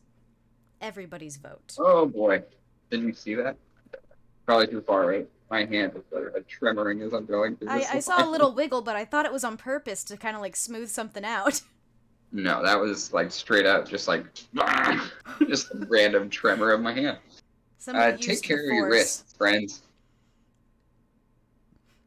Take care of all of actually your need body them. too. Yeah, it's a pretty good advice. Is take care of your body. If it functioned good, keep doing the thing to make it function good. Mm-hmm. If don't your body do what is I did. tired, do rest. And don't end up in the hospital. 'Cause that was not fun. That's where I was last week. Yeah, if you noticed, we didn't do the Live with Lava sub stream last week. That was because literally the night before, Sam was like, "I'm in the hospital." It sucks. Yeah. Fun story. I got COVID. Woo! Yeah. I got a bad case of it. It started off with like a fever that I thought was just a random fever because I didn't have any other symptoms aside from the fever at the time. But once that went away, I started getting body aches, chills, and then I got this piercing headache and I thought I was having an aneurysm. So I had Adam call 911, and after that happened, the paramedics came and said, "Oh, you can just go to an urgent care and they'll give you like a migraine cocktail." So we went to the urgent care. And I got to the urgent care, and they gave me the migraine cocktail, and I was feeling a little bit better, but they sent me in for a CT scan because it was like a massive headache, and it's the worst headache I've ever had in my life. And then they thought they found a thrombosis in one of my sinuses. And after they found that, I was doomed. Because they didn't have the equipment to do any further assessment at the urgent care. They had to send me to the hospital, where I was admitted for like 2 days. I'm all good, though. I got an MRI and everything's fine. Yay! Yay! I don't even have COVID anymore. W in the chat. Yeah, I'm glad to hear you've got a clean bill of health going, because I was concerned for you, bud. I hate doctors. I hate hospitals. They freak me out. I like doctors a lot better now. Oh, I mean, I don't hate the people doctors. I just hate going to the doctors. It stresses me out. It's like a weird anxiety thing that I've had since forever. No, I understand. I think it has something to do with the ridiculous cost of medical bills in America. Yeah, that definitely has something to do with it. Like, as a kid, I was always discouraged from seeking medical help because it was so expensive that we couldn't really afford it. Yeah, that tracked into my later life when I started taking care of my own medical care and realized that it is really expensive and a frustrating process, and I have like trust issues that pre-exist outside of that definitely make the whole process much more frustrating and scary for me. I also, like, right before we moved down here, I had this surgery on my naughty bits. And it was just like, it's like an ingrown hair, essentially, that got kind of funky. Oh, yikes. I needed to get a little minor surgery to make sure that it wasn't going to get, like, majorly infected and stuff. Sounds uncomfy. It was not great. I did not like. And because I was on Medi-Cal, still am, and therefore don't really have, like, the ability to make, like, my own decisions on how my healthcare goes a lot of the time, they had students working on me. And and those students were literally being instructed how to do the thing on my body by another doctor that was there. And I don't know if you've ever had someone getting instruction on how to cut open your nutsack while your nutsack's being cut open, but it's fucking terrifying. And I was anything close to that. I don't think I don't know if I should, like, say that it was a traumatic experience, because I don't know if necessarily that's what you could call it, but it definitely is something that I think about regularly and causes me anxiety relating to getting medical treatment. So yeah, I don't like going there. So I feel you, bud. I had a student sit in on my last pap smear. That was interesting. Yeah, those, I mean... Some very personal things, but at that point I'm like, you know what, I don't care, just fix the problems. Yeah. The problems was my birth control. Yeah, dude, I mean, it's really weird, I think it can, the stigma that surrounds kind of sex and sexuality and just genitalia and things like that in this country definitely contribute to how that care is administered and how it is perceived even by the people who need it. Like, that whole time where I was concerned about this ingrown hair issue I had, it was, like, really uncomfortable because, like, I felt like whenever I had to pull my pants down in front of a doctor, like I was doing something wrong, or like I could be like doing something wrong or something like that. It was just so nerve-wracking. Yeah, and there's like this feeling that the doctor is going to chastise you for not taking care of yourself. Sure, yeah. yeah, that it's like it contributes to that whole how we receive treatment and things like that. Yeah, and how often we try and seek treatment for issues Yeah, for real. Like, pertaining to that. if I hadn't thought that I was having an aneurysm, I wouldn't have asked Adam to call 911. Calling 911 implies like you're gonna get an ambulance, which I don't even know. I've never called an ambulance since I've been on Medi-Cal, but I've been terrified of doing that because I'm afraid they're not gonna cover it. But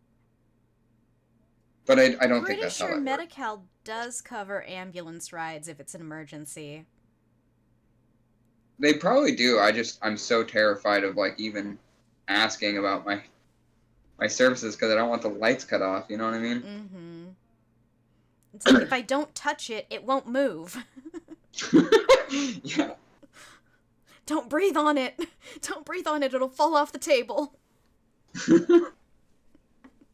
Yeah. Yeah, it's weird. Especially being on like government healthcare stuff. It's got its own strange anxieties to it because you're always afraid that they're going to be like, well, that was one step too far and you have asked too much of us and now you don't have healthcare anymore. Oh my gosh, I was so scared when I went to that urgent care because I was like right at the time when I was supposed to be reevaluated for my health care. Mm-hmm. So I wasn't even sure that this visit was going to be covered. But like, thank goodness after I got out of the hospital, my my doctor, my primary care called saying that the insurance had called them and said that I had been in the hospital recently for an emergency visit and they wanted to schedule a follow-up. So I'm like, why would the insurance call the doctor if I wasn't being covered? But that's not the way you want to find out. Right. Yeah. No, I'm just glad you got your you got good care and you're not having to find private health insurance, you know. 'Cause that is a fucking nightmare. Yeah. Especially for people who are broke as shit. It's like, yeah, I'm supposed to like we were talking about, all the costs that we have to go through in this country that are just absolutely absurd for people to be paying out of pocket for, like, you know, being alive. Yeah, see, when the USA promised life, liberty, and the pursuit of happiness, I thought health was kind of covered under the life section. Yeah. You have to check the fine print. It means only if you have money already. Why Only are if there you so are many rich. asterisks? Yeah.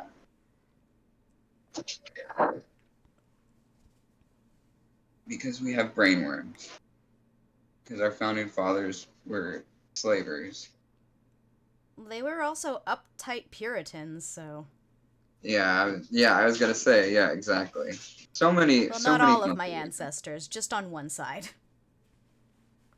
I have to stop messing with this eyebrow because I keep pointing. The other side might be Spanish colonizers, but it also might be indigenous people, or a mix.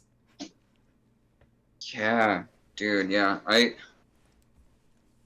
talked about it before, but yeah, it's like my whole family tree is half of a mystery. Like, like even asking some people about like certain facts, it's just like, yeah, I'm either going to tell you my version of events, or yeah, I don't know. It's really funny because, like, so for example, half of my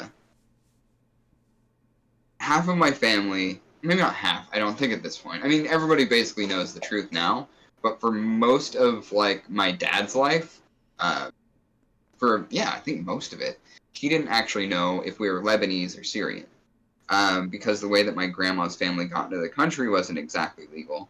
They had to lie about some stuff. They always would fly Syrian flags and things like that during their family parties because they were afraid that if Uncle Sam found out they were from Lebanon, they wouldn't be allowed to live here anymore. Complicated politics from like 100 years ago. Honestly, I don't even know the full details of it. But my dad and my grandma luckily told me that we were from Lebanon before they both passed. And I was able to talk to them about a lot of stories. Unfortunately, not as many with my grandma. She passed when I was really young. Like I said, she was already in her 80s when I was, she was about 80 years older than me. Let me just put it that way. My grandma was about 80 years older than me. My dad was about 40 years older than me. 45 years older than me. His side of the family was pretty old when I was born.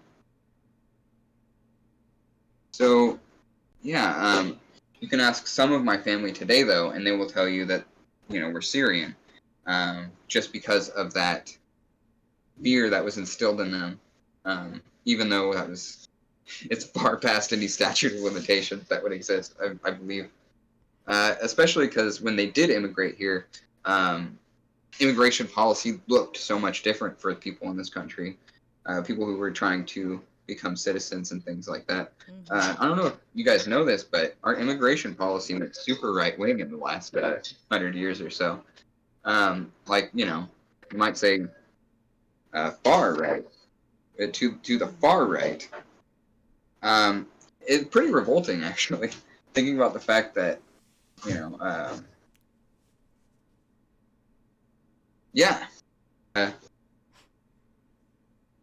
like my grandma's family was so terrified about people finding out that they lied about their country of origin, and still 100 years later or so, it's worse. Just think about that. It's weird how stuff like that can get passed down. And eventually What? you don't. It's weird how stuff like that can get passed down. Like you talking about your siblings saying that they're Syrian because they're still kind of afraid that Uncle Sam's gonna find out that they lied one time. Well, just that it wouldn't be my siblings. This would be second cousins and things like that. People on my dad's side that are a little bit more right wing tend to still keep that lie up because they care about those kinds of things in a way that I don't. But yeah, it's because it was such a common thing for us to say. A lot of the older members of the family would still say that, even though they know the truth. Mm-hmm. Which is very funny. Not necessarily funny, haha, but funny. Funny oh, that's interesting. And sort of depressing. I feel like that's interesting is one of the most dubious phrases out there if somebody asks your opinion on something and you go, oh, that's interesting. Because it could mean anything. Genuinely. In fact, I will admit, I often use, that's interesting when I mean, I don't want anything to do with that opinion you've just given me. Mm-hmm, yeah. I don't want to even respond because I don't have anything nice to say to you about it. It's the polite way of saying, I really don't give a fuck. Yeah. I also do use that in a genuine way, though. It's a very dubious phrase. Kind of means whatever you want it to mean in that moment. This is looking so cool. Thank you. I'm having a lot of fun with this. It's got a sternness baked into it right now. Yeah, I take things too seriously most of the time, so I think that is coming out in this piece a little bit. Yeah,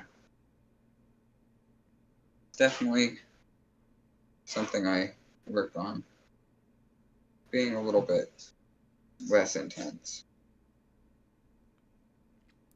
It's hard to find the balance though, because as an artist, you want to be intense sometimes. But I really value a lot of artists that are just chill and mellow people. I really am into that. I think it's a beautiful thing, and I don't know how it works. I'm a punk. Just a little punk rock goblin. Oh, maybe like So I don't know how that works, but maybe it's something that I my try and work. intensity is like a quiet intensity, so it's like more subtle. Sure. But like I better like to find get it. worked up over stuff every once in a while so that I can create something fueled by it. Yeah, I can appreciate that. Yeah. I don't want my whole life to be one note. That'd be so boring. Totally. That's why I got off of Lexapro, like, years ago. Turned me into a zombie. It's not an uncommon thing to hear about Lexapro, yeah. If it works for you, no shame in it. No, but it didn't work for me. I know a lot of people it didn't work for. Sam included there, yeah. Yep. My body chemistry said, no thank you. Oh boy. I'm just You glad see we how- finally figured out my meds. We love that for you. Absolutely.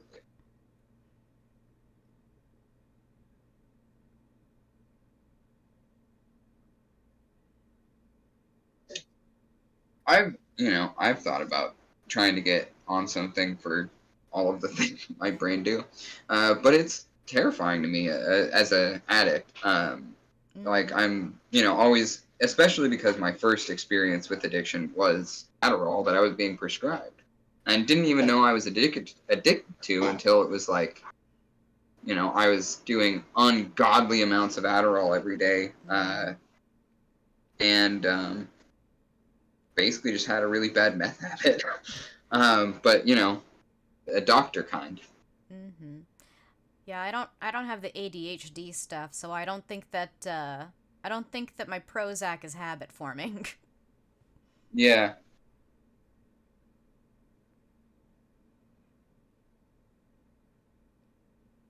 It's a weird thing, yeah. I don't know. Even if it's not a habit forming substance, I tend to get a little bit intimidated by it. Like, just because it's a personality thing for me less than it is like the actual substances. The habitual kind of like taking a thing, I guess, without a better way to put that. But yeah. I kind of get it. Oh yeah. For me, it's more like about the synthesized nature of it. Like, if there's a natural solution I can find, I'd rather do that. Sure.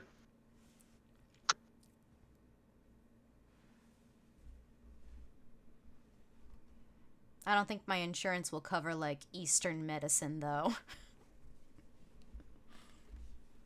It's worth looking into. I once got acupuncture. The only time I've ever gotten acupuncture, I'd really messed up my shoulder, and I went to a free clinic.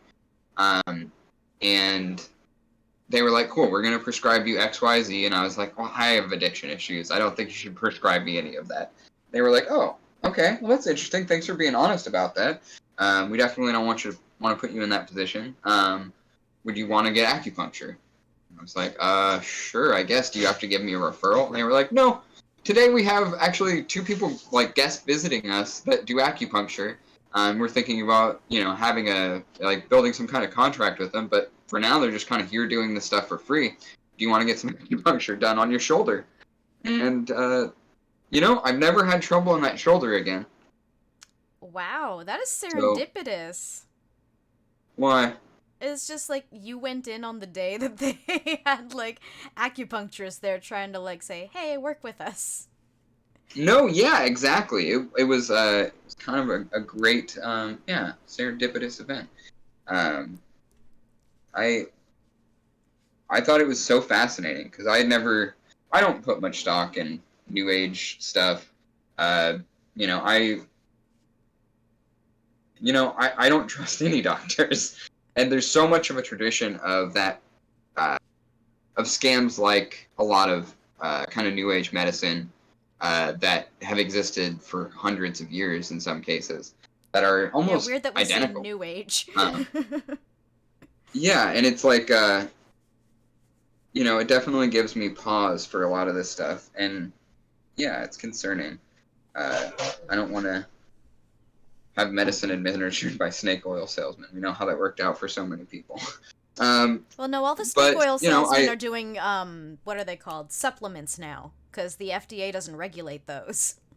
Right, yeah. Yeah, Don't buy Alex the protein Jones, powder. famously. Don't buy the protein powder. You don't know what's in the protein powder.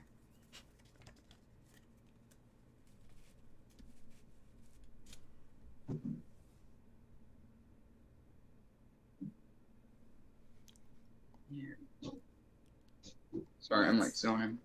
That's okay. No. Did you reach flow state?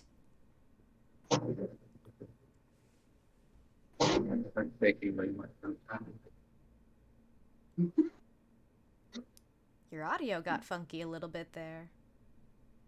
Oh yeah, no sweat. Scott's just making some, I think, a smoothie. Yeah. Ooh. Nice. Oh, did you tell Scott already that Neon Rain is going to premiere on Friday? He was actually in the kitchen in audible range when I was talking about the premiere for Neon Rain. Yeah. Okay, cool. He was. Yeah. I'm excited too. We're all excited. It looks so pretty. I'm so happy with it. I gotta say that after we decided Neon Rain would be its title, I keep thinking about Purple Rain as like doing I know, I almost want to do a parody, like kind of Weird Al off-brand sort of thing too.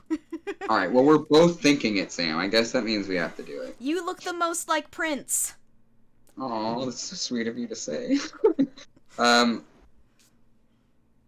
I think we could both do Prince, and you probably have a better singing voice than I do. No, definitely. I scream things. I don't sing very good. I'll be girl Prince and you can be boy Prince. Or the I can other do way all the- around if you want. I'm down for whatever. I'm not even like I was never like a big Prince fan. I got to admit, I appreciate the artistry though of Prince's work. He's did some really marvelous things, and a lot of it we'll never even see. Yep. Because of how he locked down his shit. I Make sure that really he was do the only one imagine able it to in like a profit on it. comic book kind of style vault. With like Oh, the totally. big round door that swings open. Or like the end of Raiders of the Lost Ark. Yeah. Totally. Which actually I just remembered is a reference to Citizen Kane. Oh, is it? Yeah, the big long pull-out shot at the end of Citizen Kane and Raiders of the Lost Ark are almost like it's like the Framing? framing. Yeah, thank you. The composition of it is like a nod. Oh. I've never correlated those two movies. Yeah. Shout out to Steven Spielberg. actually we probably had the same film history teacher. What was it? Oh gosh. I took It's that like the class old as like dude. an You don't- elective. Yeah. Yeah. I know who you're talking about. I can remember the face, but the name is escaping right now. God, it's so funny. He was one of my customers at Blockbuster. Oh, really? Dude, and he would always come in with these young, hot women. Like, Really? seemingly, like, he was just like, yeah! Dude was, I guess, kind of a Mac. I don't Wow. know. Okay, would not have expected that from the person I'm remembering in my head. I know. I didn't either, but it was, Good like, for you, super dude. consistent. Yeah. Go get it, daddy. Put that on there. But yeah, super funny. Speaking of Blockbuster, that was my first job. So this new Blockbuster show I was trying to watch, and I was so disappointed in it. It's such a bad show. Oh, it's bad? It's so bad. It's so aggravatingly bad. It's like every right-wing writer that couldn't get a job on SNL went to work for that show. Oh, no. Is it so bad that we need to react to it? Former Blockbuster employee reacts to Blockbuster show? Oh, I've made my TikTok draft Okay, is done this. Good. probably going to come out in the next couple of days. Yeah. I think I finished the video, but I want to go back and reshoot it because I'm not super happy with how I put things across. Like, there's so much potential in that cast that it should have been so much better. It's disappointing that it's not good.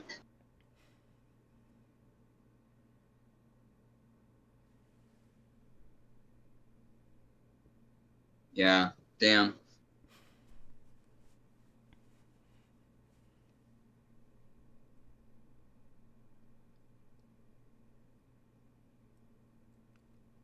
Yeah, a lot of really just weird jokes, dude. It's like cringe ass jokes.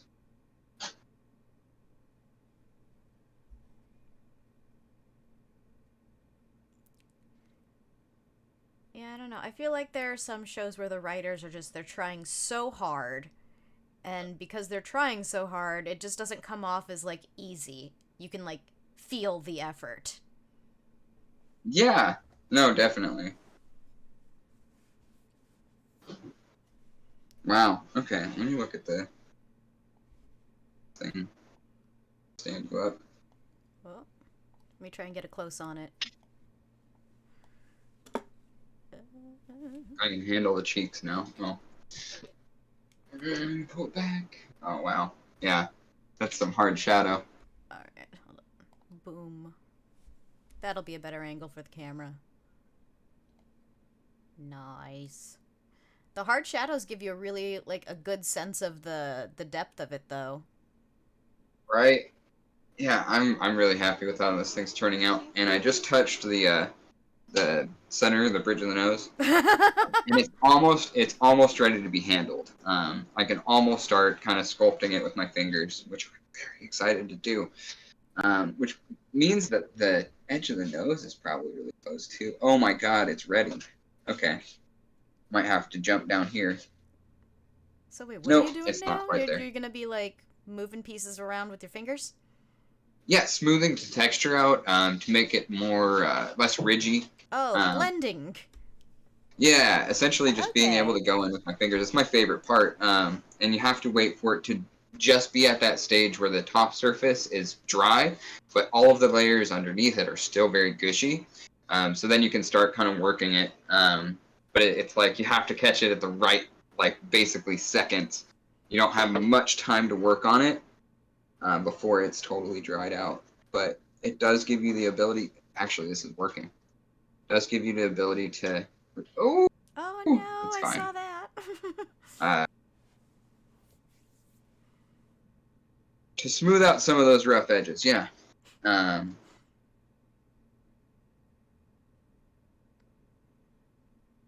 dented it. See if I can replace some of this paint that I just took out with my finger.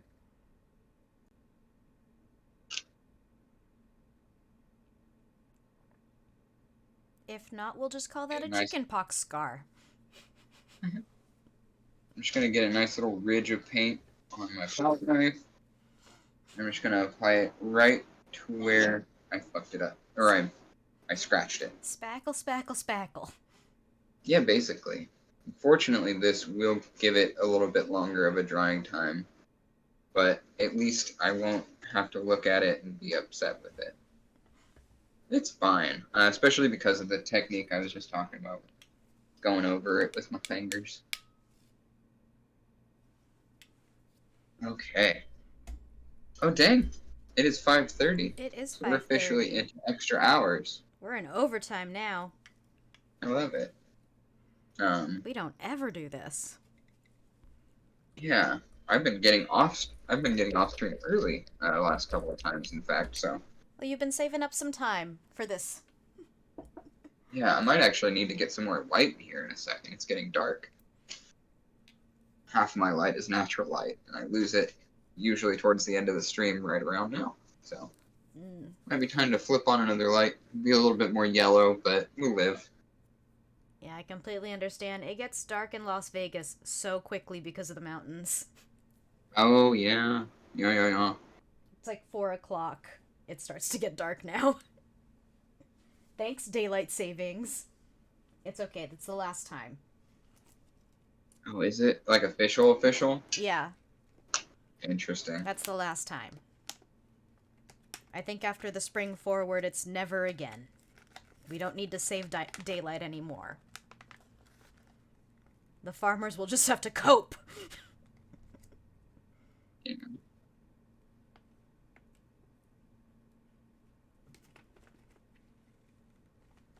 I mean, they could still keep clocks set that way and call it farm time. Yeah.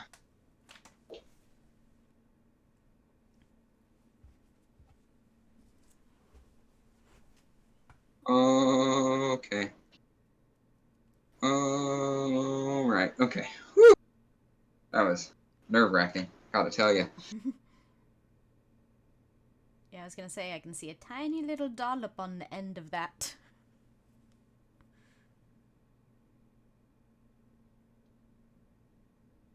There we go. Game.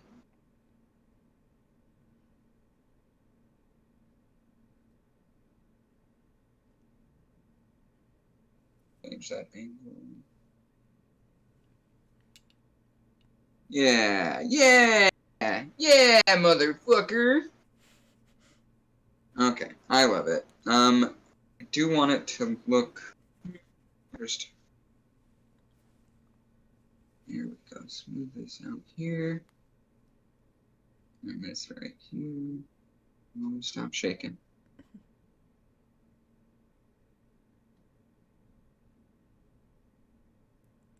I know that when I was taught how to shoot a rifle, they say to exhale and then pull the trigger because it helps to steady you. I don't know if that'll help in this case, but maybe? My dad was a vet. I've done my fair share of having people tell me how to shoot things. Actually, I was kind of a crack shot when I was younger. I don't know. It's been a long time since I did any, got any practice in, but... Yeah. I'm pretty good, Yeah. too. I have redneck uncles that taught me how to shoot. Oh, hell yeah. Gotten to shoot a pistol and a rifle. And a shotgun. I did not like the shotgun. I am too tiny for that. Reasonable. It probably looks like a little grandma holding a shotgun.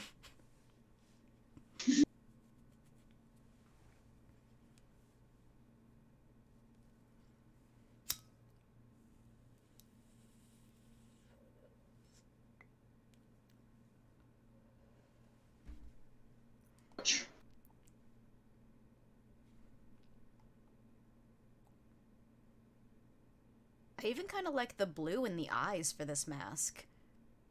Yeah. Almost makes me want to cover up the eyes with this, but I know that will make it less viable and less wearable. You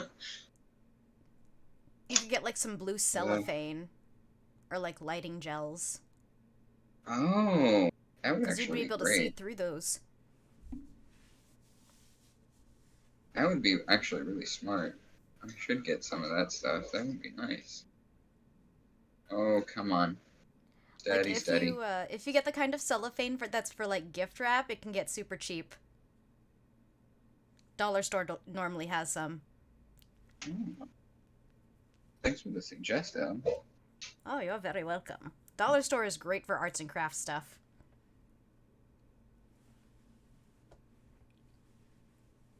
Yeah.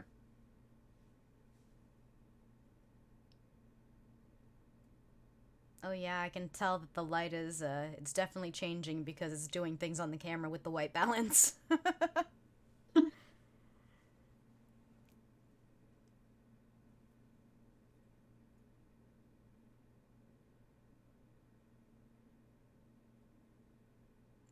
If you didn't know, this is both an art stream and a yoga stream, as Weston gets into this next position. Yeah, no kidding. I understand. I used to paint miniatures. I don't anymore because I've shied away from using, like, representations of the tabletop like that. I'd rather just make a little token and use my computer. But I used to paint, like, my ex was really into Warhammer 40k.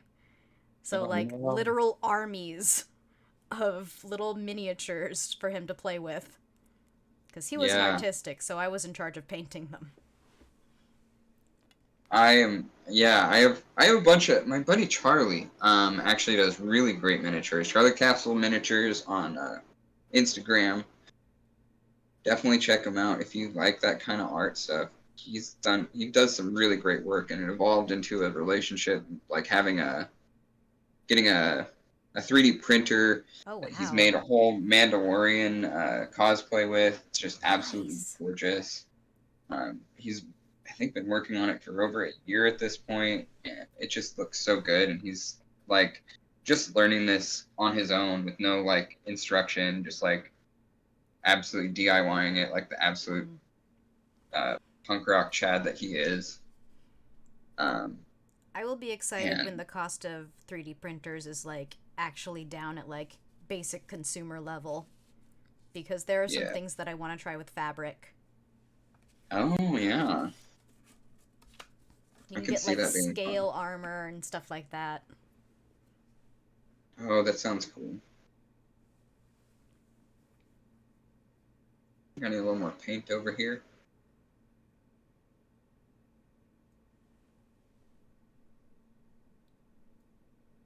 You know what I'm actually getting a little bit from this mask is like Wicked Witch of the West from Wizard of Oz original. At least from the That's angle right. that I'm seeing it at from the camera now. Yeah, that makes a lot of sense. Even just like from a subconscious kind of standpoint, that's one of my favorite movies. My mom was really obsessed with Wizard of Oz when I was a kid, making it actually kind of like hard for me to get into it like on my own, because it was like, I mean, she had like a serious collection of like Wizard of Oz collectibles that some of them were incredibly rare. Yeah, I mean, she still has quite a bit of it, but definitely not quite the collection that she used to have. A lot of that stuff went to my niece as she got into Wizard of Oz. Oh, that's And then, sweet. yeah, I think sometime in my late 20s, I rewatched it while I was on psychedelics, and kind of fell in love with the movie on my own. It's just like, this movie fucking actually rips, dude. Wizard of Oz is so good, and it's just such a like. It makes sense that it's like a movie that I like. It's one of the best fantasy films anyone's ever made. And then I got into the books. I think I've talked quite a bit about the books on stream before. Oh my but gosh. yeah, I'm such a big fan of that world. I actually, that was the first D&D campaign I ever wanted to make, was play a game in Oz. Because I think that'd be the... Huh? I've got a map of Oz, like in a big atlas of imaginary places. Oh, that's awesome. Yeah, I mean, it's just such a great, like, place that you, like, I can imagine a really fun campaign happening in, because especially if you're playing by Bomb's rules, it's such a bizarre, It's so crazy. weird, strange world where anything can happen. It's kind of like, yeah, I guess it's kind of like a Feywilds campaign, even, a little bit. Yeah, but that's with fairly even accurate. more... Yeah, but with even more like potential for absolute wild shit to happen. It's like Tim Burton's version of the Feywild. So funny. Actually, I wouldn't mind seeing a Tim Burton version of The Wizard of Oz. I don't know. I think Burton's done. You think I he's haven't done? seen. I don't think he's done anything good since Ed Wood. I mean, there are choices that he's made in some of the movies that I definitely didn't agree with. All of Charlie and the Chocolate Factory, sorry to say, it was not good. And also, like, the fact that it was one person portraying all of the Oompa Loompas kind of made me upset, because there are so many short people that could have been employed by that. Yeah, I mean, I don't even know. Like, I don't know. A lot of the like the original depictions of the Oompa Loompas is so interesting. I don't know if you've ever picked up any of the, or just looked it up on Google, any of the original images of the Oompa Loompas from the books. It's not something you would do now. Nope. That's for damn sure. Nope. Yeah. It's pretty cringe. But also Roald Dahl was an MI6 agent, so his perspective is essentially based in a certain perspective on colonialism. Yeah. He was a damn good agent, though. We'll say that. Did the job well. What do you mean? Apparently, Roald Dahl was one of the people that was very good at getting some of the female people that he was spying on to talk. Oh, interesting. Mm-hmm. There were like a bunch of authors that were working for MI6 that they were doing espionage thing and gathering data and, you know, a lot of honeypot operations. Actually, that's an interesting thing. If you out there don't know this, Roald Dahl actually was a co-writer with Ian Fleming, the other famous British, AKA James Bond. Yeah. British MI6 agent who became an author. They wrote Chitty Chitty Bang Bang together. It's one of my favorite little factoids because it makes a lot of sense once you figure that out. I love Chitty Chitty Bang Bang. It's one of my all-time favorite movies. But yeah, it's interesting little factoid about Chitty Chitty Bang Bang. And I think when you know that Fleming and Dahl were both MI6 at around the same time and then wrote that book together, definitely shows you their kind of where they were coming from for it. And honestly, kind of grateful that it doesn't contain as many kind of odes to colonialism than you would think. It's actually, if you look at the story, it's obviously kind of an anti-fascist kind of set and setting, if you will. Considering the evil dudes in Chitty Chitty Bang Bang were very obviously a reference to the Nazi Party. Although also the king character, because once you get to, what is it, Botvaria or something is the fictional place that the bad guys in Chitty Chitty Bang Bang live. Oh, it's been forever since I've watched that movie. They have German accents, but they're much more of a the bad guy's a king of this place. His wife is a queen. You know, they're an obvious monarchical system that their country runs under, which I think is even more interesting if you look at it as a reference to Germany at the time, and the Third Reich and all that.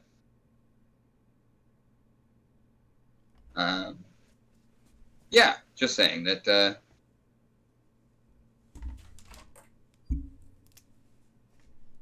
even MI6 didn't do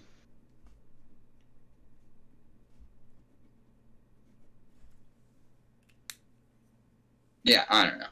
Everything. It was nice to see them make. Oh no! Uh-oh. It's fine. Yeah, good to see them. I really like that story.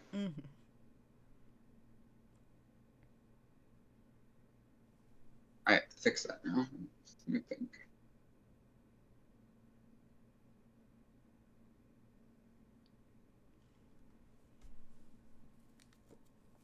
I know you're planning on building on the cheeks. Are you going to do anything to the lips of this mask? Absolutely.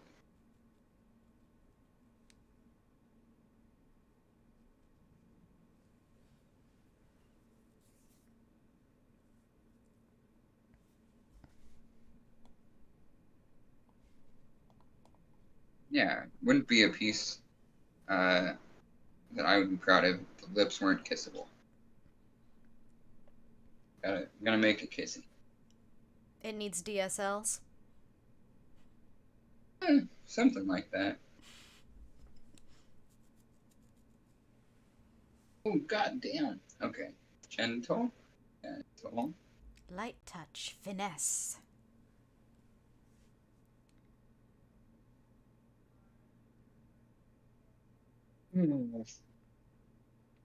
It's fine. Imperfections only add a character.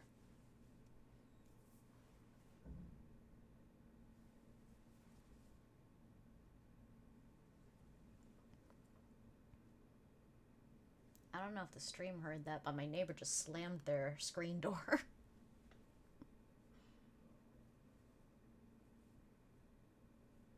It's been getting a little rowdy over here. But I think it's because football season. Oh. Yeah, does Nevada have a football team? Like an NFL team? We do now. The Raiders moved out here. Wait, what? Yeah, the Oakland Raiders. They're now the Las Vegas No way. Raiders. Yeah. That's fucking wild. Yep. I cannot believe that happened. Are you serious? Yeah.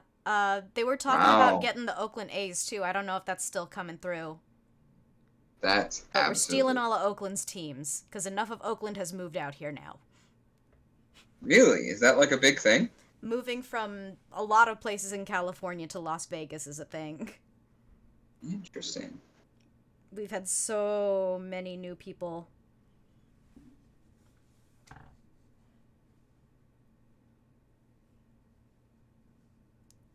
It's wild. I'm like still reeling from this. Like, yeah, because the Raiders fans in Oakland were like some of the like most notorious fans in the NFL. I'm not a They're some football of the person, but even I know diehard that. fans on the West Coast. Easily, yeah. So it's wild to think that they moved the franchise out Yeah. there. I used So to joke crazy. that it was great in Oakland whenever the Raiders would play there, because whether they won or whether they lost, they would have some kind of riot.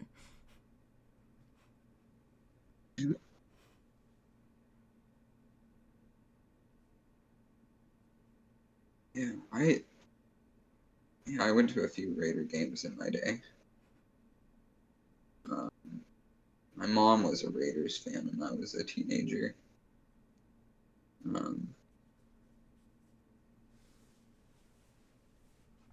That was mostly because her boyfriend at the time was a fan, and I hated that guy. So I was like, Ah, okay. always like, I was not that interested. Fan I was by never really proxy. that interested in football, though.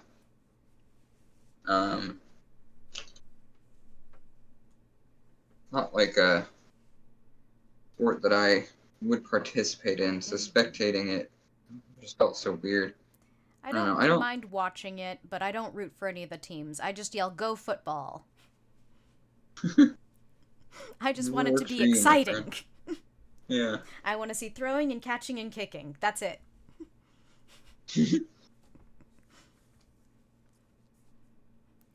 That's a lot of it. Yeah, that's a lot of it. And I mean, like, when that's your only expectation going into it, football can be very entertaining. I don't expect a lot from it. I'm just like, I hope it's a good game and the scores are close.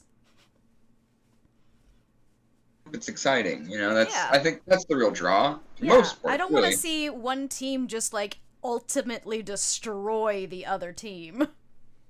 That's not fun. Yeah, I want it to be Competition close is and to be part on of the the edge game. of my seat. yeah. I can appreciate that. Absolutely. Damn, how did I do that other eyebrow so well? I don't know what I was doing differently.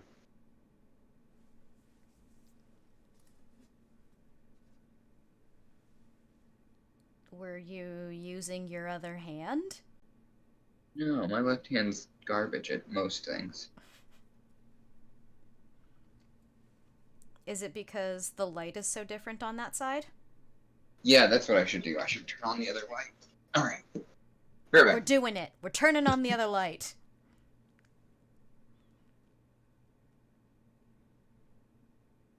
That line from the nose down and then it splits into that V. It just looks so good.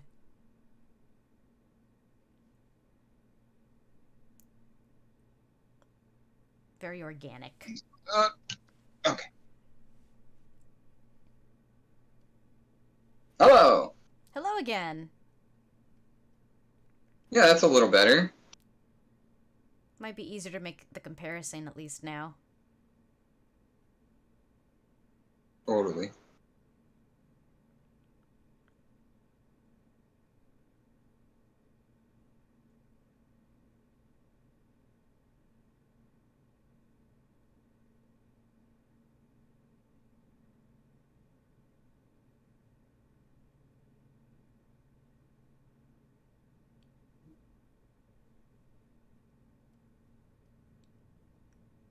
I admire you for having the patience to do this, because I have resigned to the fact of, like, every time I draw a face now, I'm like, how can I make the other side of it different so I don't have to make it even?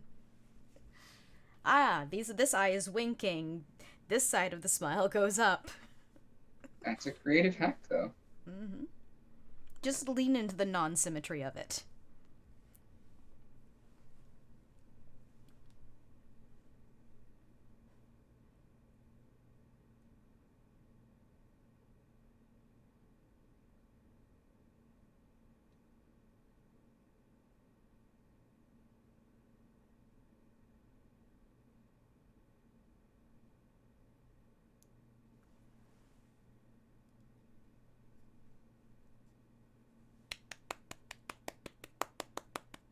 Light applause. Hmm? Light applause. I felt like I really needed to be quiet while you were doing that. Oh, yeah. Same. So much concentration.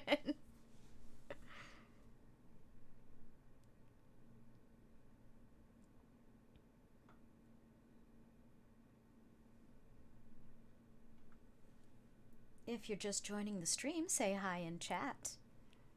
And we will get that message to Weston. And if you haven't already, follow the channel. Yeah, I'm like in my almost my third hour here. Yeah. Having a bunch of fun with this. Mm-hmm. So You're in the hello to zone. anyone who's just joining me today. Happy Tuesday. You haven't missed much, except for me complaining about capitalism and asking people to give me money. My Venmo is in the chat. It's also like right below you on the screen. We Also, had it on the screen. Yeah, also my commissions are open. Let me know if I can paint you something or do some digital art for you. I can do SVHS I can do it all. Dragon 04 says greetings. What's up, Drago?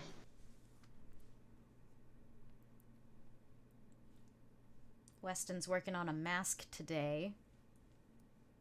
Yeah, I'm getting really close to finishing up this eyebrow here. And then I will start working on something else. I've been working on this eyebrow for like probably half an hour, if not more. Just really trying to get this close to symmetrical with the other eyebrow. That has been kind of a chore, but that's okay. It's one that I'm having a lot of fun doing. I really like mask making. And this mask is turning out to be quite an interesting one. Yeah, I'm so curious to how the bottom half of it is gonna look, because there's so much interest in the top already. Yeah, so like you were saying, these lips are actually quite large, and I'm probably going to exaggerate those even further. And the other thing I'm thinking about, that I've been thinking about for this piece is drawing out the sides here and maybe the bottom to kind of allow because it's going to be essentially the line of it is right here on where the line of my beard naturally goes. So I'm just going to try and accentuate that. think I've got it. Or at least I'm really close. I'm pretty close, yeah. Honestly, I'm close enough. I should just stop fucking with it, but I'm not going to. I'm a rebel. That's just the struggle of every artist. Do I keep going and risk fucking it up, or do I leave it looking just, enough, but maybe somewhat unfinished? I like to pretend I subscribe to the no risk, no reward method of life, but sometimes I don't. Sometimes I scared. It's okay. Fear is normal.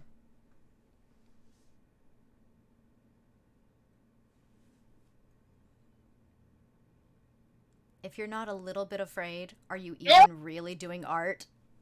And there it is, yeah. It's nice that this medium is so forgiving. Yeah, with the slow dry medium really helps with that. It allows it to be workable long after. I mean, I poured this, I mixed this paint up in the first 20 minutes of the stream, and it is still wet. Yeah, that's amazing, so honestly. Yeah, it's great, especially with the other mediums I've mixed in here. It really gives me a lot of work time.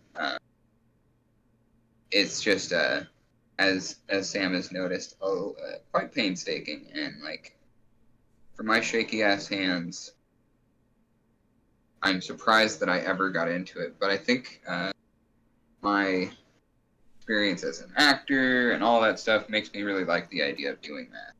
I like making a mask. I like creating new people, new personalities, new characters. One of my most favorite things to do. Something I think I'm pretty good at. I mean,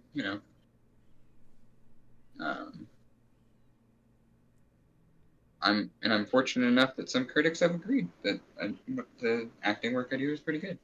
So, speaking of which, the feature film I was in a couple years ago got off the paywall finally. You are able to watch that on YouTube for free now. This is a pretty cool thing because as much as I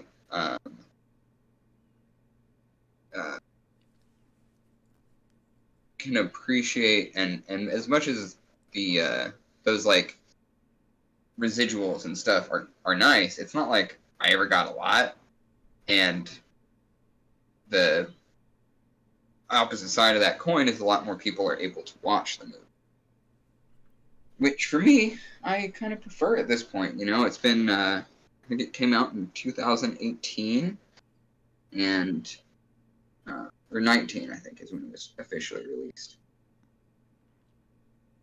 So yeah, a lot of people who were going to pay to see it have seen it, and now it's time for it to find another audience. Dragon04 says that it looks good to them. I'm assuming that means the mask. Who dat?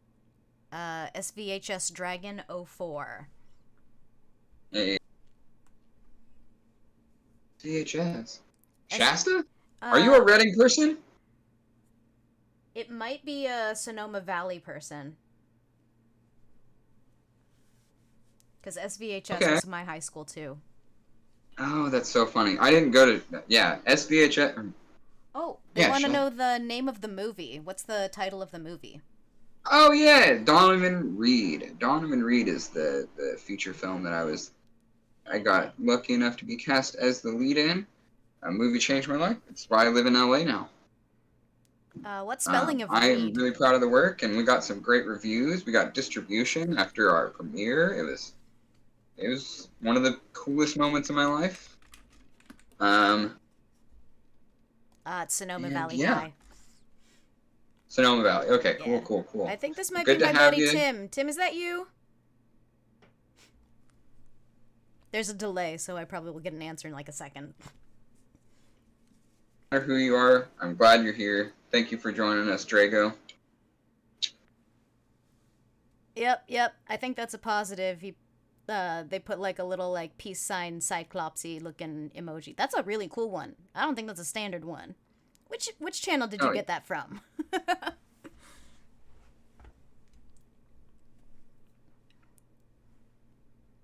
Yeah, Tim is great. Tim's always been very supportive of just everyone from our hometown. Oh, yeah. Well, you'll be glad to know we shot all of it in Bodega. So it's a local feature film. It's that got a whole distro deal and did pretty well for a movie made in Sonoma County for, a pretty small amount of money.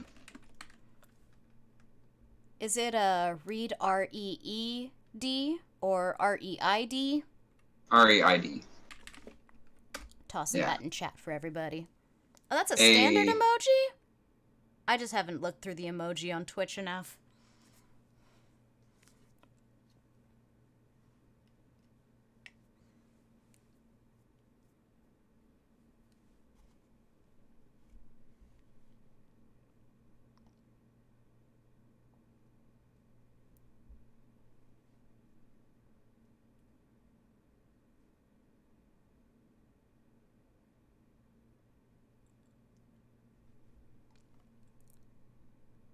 I'm afraid to talk because I don't want Weston to mess up the eyebrow.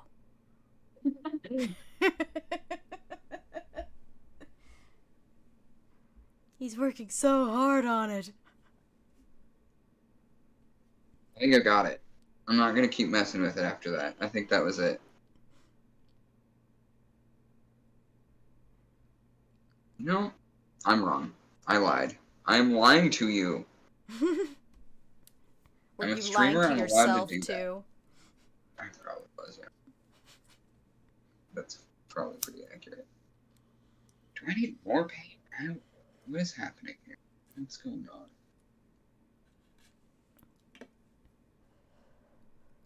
What's going on is I'm looking at the stick and thinking you could tie on like little like yarn arms and yarn legs and make a puppet out of this. Oh, that's actually a pretty cool idea.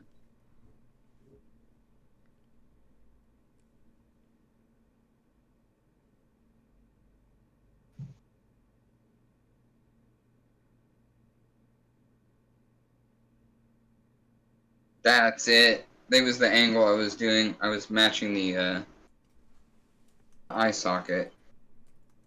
I needed a little bit more of a... Needed it to dip in a little bit further. That changed everything.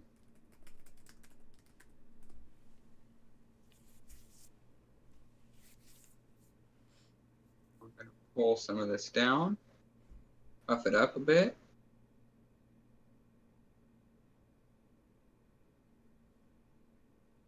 Oh my god, that's so much better. Okay. I fucking love this! Yay! It's such a transformation from how it originally looked. Thank you. You haven't even gotten to the lower half yet. Yeah, we try. We do our best out here. Looks like the bridge is ready to go. We messed around with. Gotta get to that soon. It's almost poke ready.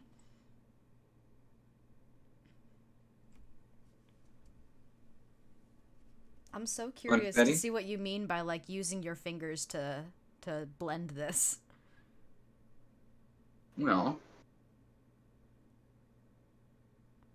Oh. I'm gonna show you. So now the edge of this, the very tip of the nose here is dry on the exterior, but the interior is nice and squishy still. So I'm just gonna essentially shove my thumbs into the nostrils here, make sure that area is clear, and bring whatever is kind of droopy out, kind of giving the image more of that realistic kind of nostril. You can kind of see, you might not be able to see it from the camera. Oh, we You got can it kinda pretty see- close. You can kind of see then that a lot of these rough areas and ridges and places where the paint kind of is not essentially not flat. You can see it kind of will groove with it. It will mold with you. It will move, take on shape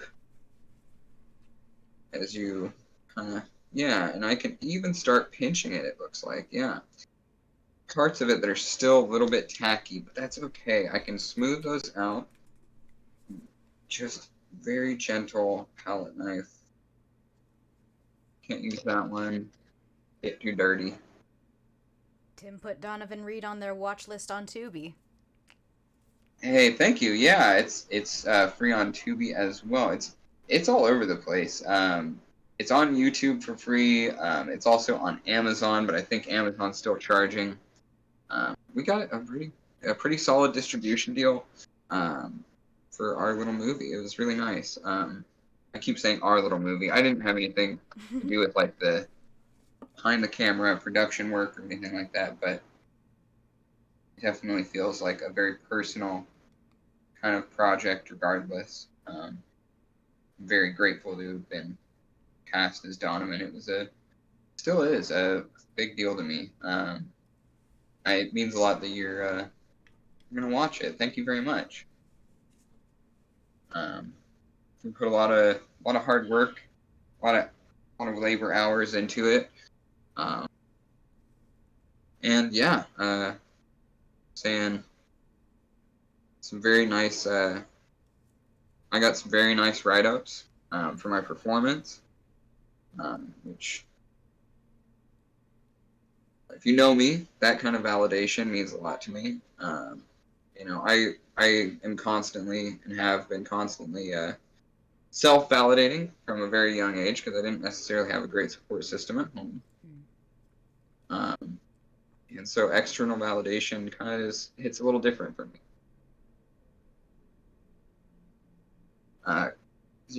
When you're used to having to hype yourself up or no one else will, and other people are telling you that, they would want to see you in a movie as a young Frank Sinatra or compare your performance to those of Montgomery Clift, it hits a lot different, let me tell you.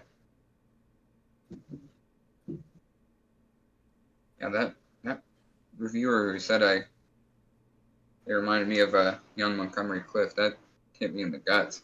Montgomery Clift was a closeted queer actor whose career got kind of messed up by some of those, some people around him outing him for his homosexuality and his alcoholism, which was a product of his childhood trauma and a familial thing that he had to go through, which I related to a lot of his personal story, not just as a actor, but as a person. It meant a lot to me to hear that, and especially, like I was saying, especially because of how much I've been my own cheerleader for so much of my life.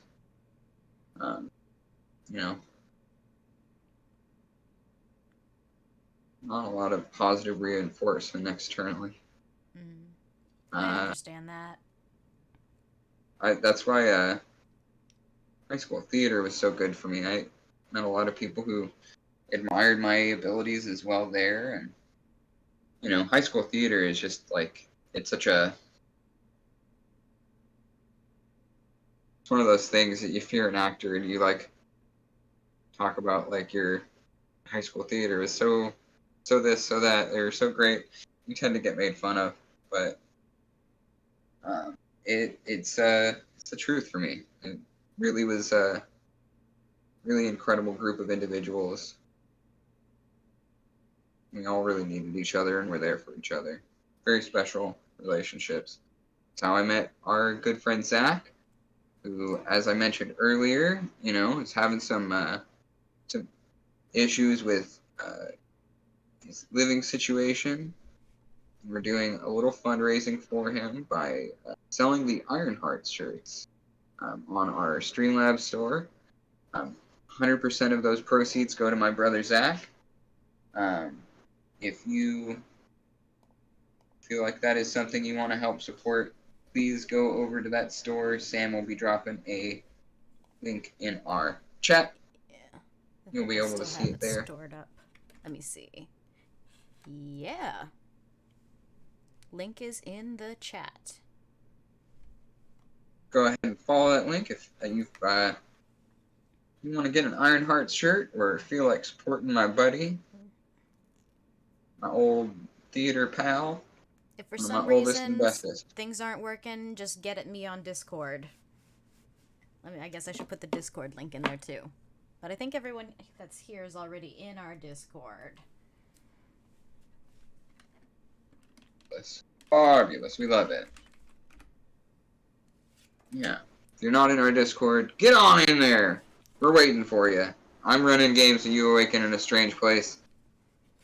And you could be a player. Do you want to play a tabletop role-playing, tabletop RPG? Yeah, role-playing game. That requires 0 prep. You don't spend 5 hours making a character and not get around to playing on your first session.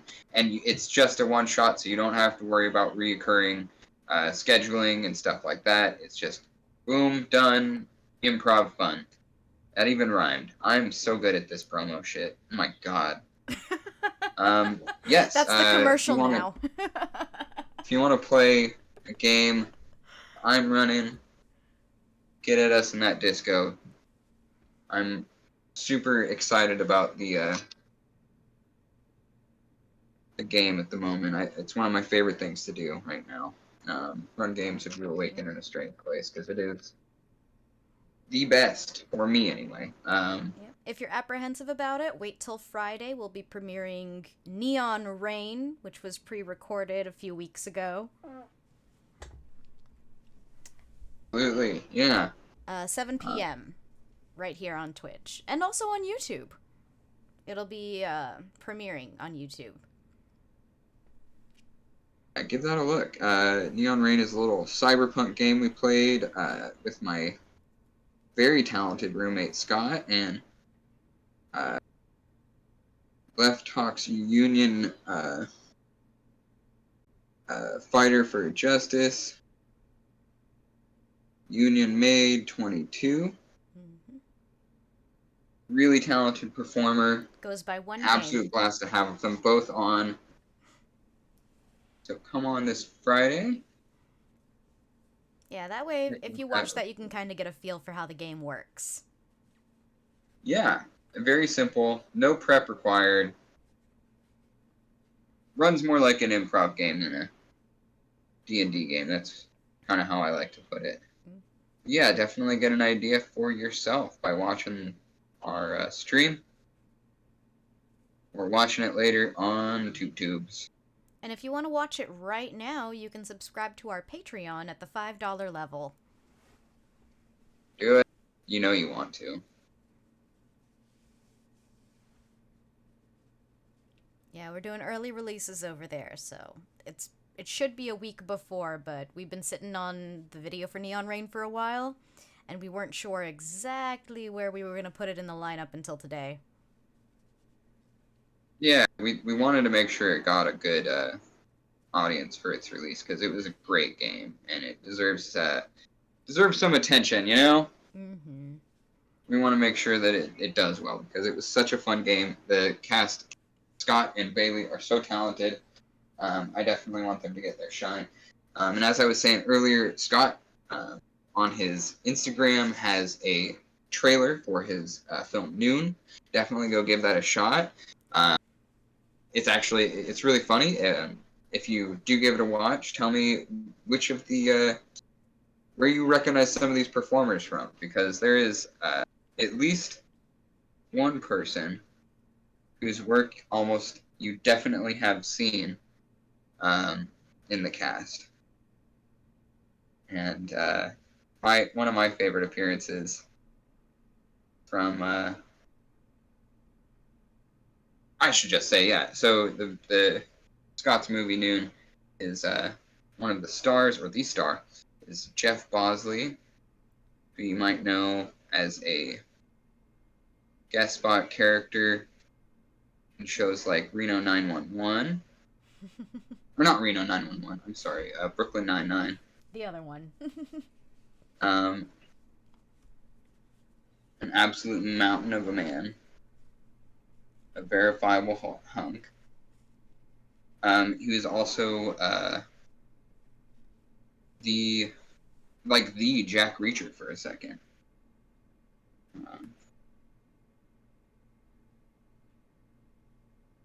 Very talented dude. He's done some really cool work.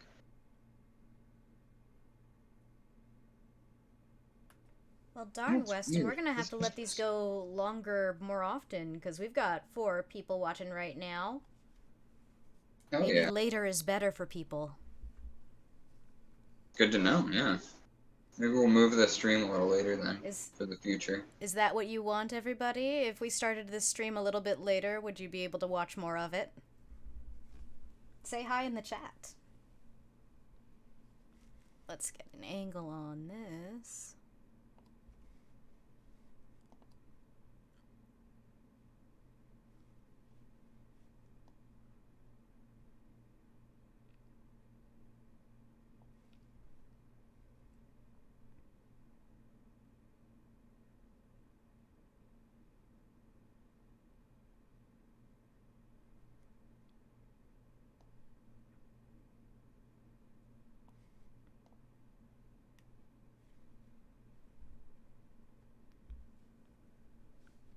And Weston, you said that this mask might be made available for purchase? Yeah, I imagine it would be. If you want it, it's gonna cost. This takes a lot of time and a lot of very careful attention. I am not letting this go for nothing. That's for sure. But yes, all of my art is available for purchase because I'm too poor to keep it. Without trying to sell it. So, let me know. I can also do these commissions. You can get a mask exactly the way you want it. Well, maybe not exactly. Up to my artistic license as well. But yeah, I'm more than happy to help out with stuff like that. I love making things for people.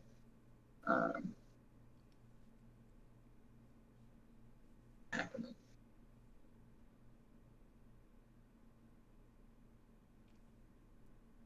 Oh, and I'm also selling shirts that I paint in. No, I'm not washing them. Yes, it is a kink thing, so yes. you can smell me and also enjoy the paint on a shirt if that's like a style thing that you like. Also optional, if you just want the paint shirt and to wear it, you can wash it upon receiving it. Yeah, it's an option. And I am fine with that. It's totally okay. Whatever your thing is, we don't shame. None. No shame here. Okay. Well, I had it perfect, and then I fucked it up a bunch of times, and now I'm getting closer to where I want it.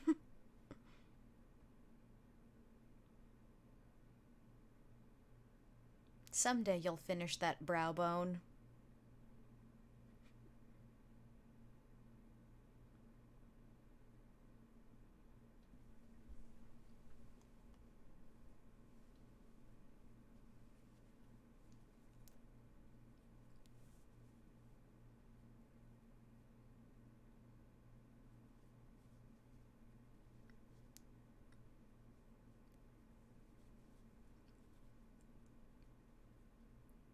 I don't know if I've seen you get this far into the zone in a long time, Weston. Yeah, sorry if it's not the most entertaining thing, just watching me Oh, it's fight fascinating. against time. Good, I'm glad it's at least interesting. Yeah, but this is definitely a kind of projects I have a lot of fun with. And making masks is an absolute fucking blast. I definitely want to do this more often. So yes, buy this so I can do them more often. I don't have money to buy more blanks. So, either buy one or drop some money in my Venmo if you want to see more of these. But I was saying earlier, I might make this a multi-week thing. I might do some more of this same mask next week on stream. And maybe a little later. It sounds like if that's what y'all, the audience, would rather do. I mean,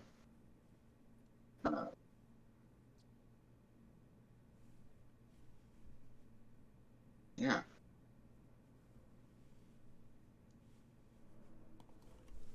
Okay, we're really close here. We're really close.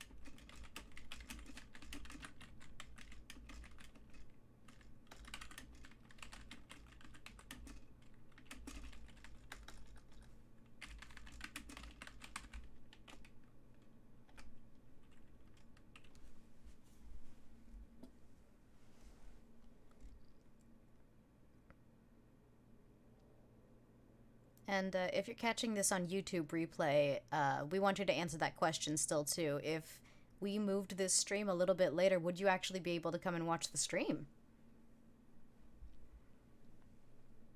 Yeah, believe it or not, I actually like it when people are here. So, yeah, definitely. If later is better for the audience, Yeah. I'm more than happy to oblige there. If you're watching it on replay, just drop a comment. Maybe give the video a like to let us know that there's a comment waiting for us there. And if you feel like it, you know, subscribe to the YouTube channel. Give us a little subbies. We just got our community tab opened up, so we'll be starting some posts there and some fun polls.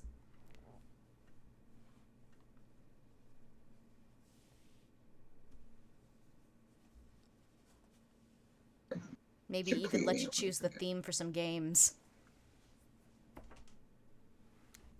Yeah.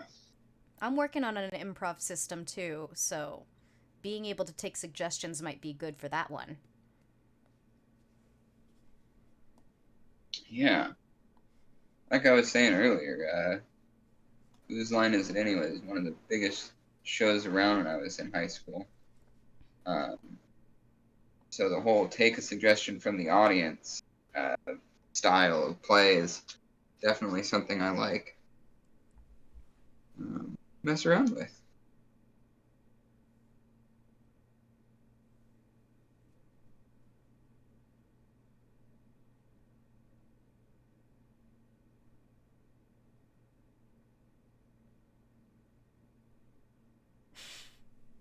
From this angle, it just looks like you're stabbing into its head. Well, in a way, I am. Oh, okay, yeah. Tim says that it would work a little bit better for him if we streamed a little bit later. Because the house starts calming down a little bit more in the evening. Sounds like somebody got kids, huh? Mm-hmm. Yeah, that makes sense. And yeah, Tim, we are on YouTube as well. You can find us by going to Nerdcrafty Network on there.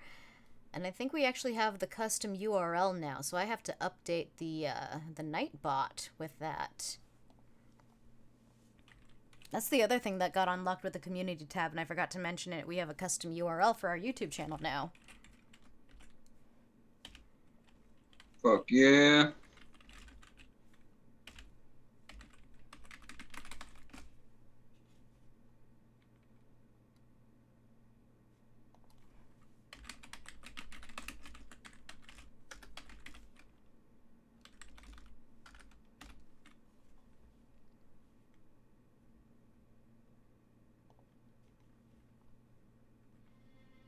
Oh, no, don't play the trailer. I just want the URL.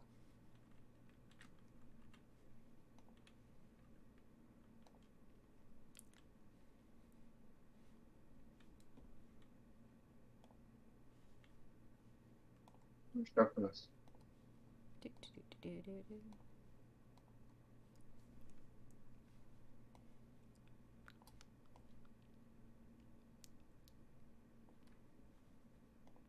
You must be into like a trickier part of the mask because you keep repositioning it.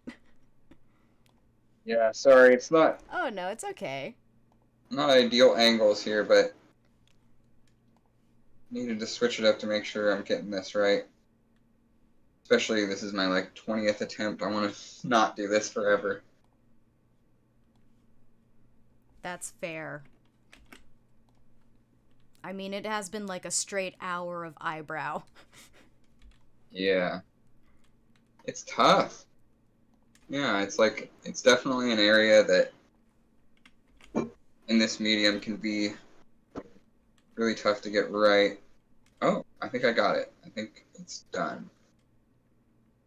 I think I can move on to brush. I've heard that before. Okay. This will tell me for sure if we're done. Kind of brushing and blending the area around the eyebrow. It's Align with just the like rest of how the I do mask. when I block out my eyebrows for drag. Exactly like that. You gotta Exactly. make sure you blend it, otherwise it looks like you got this weird line when you put the makeup on. That's not what you want. Not ideal. Eh, Nice. clean. It's not like 100% symmetrical, but at least they are the same thicknesses and the same like angle for how the eyebrow is kind of like going in. We're on a good track here. You know what I should do is I should get the blow dryer out because that'll make things dry a little faster on the mask, which will mean I get to move a little faster. Because as it stands, I'm pretty sure I've had to make patches in a couple different parts that I've already gone into that now I would usually be working towards smoothing out. So, unfortunate, but don't want to make more work for myself here.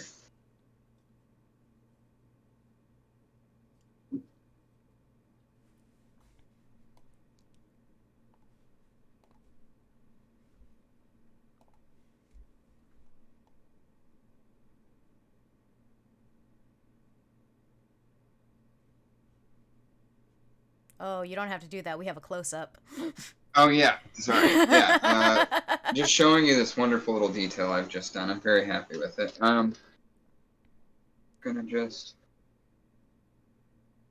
draw that peak down. Ooh.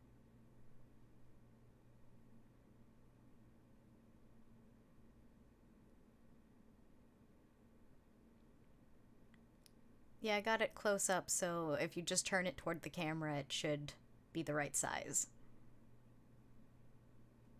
Thank you. No problem.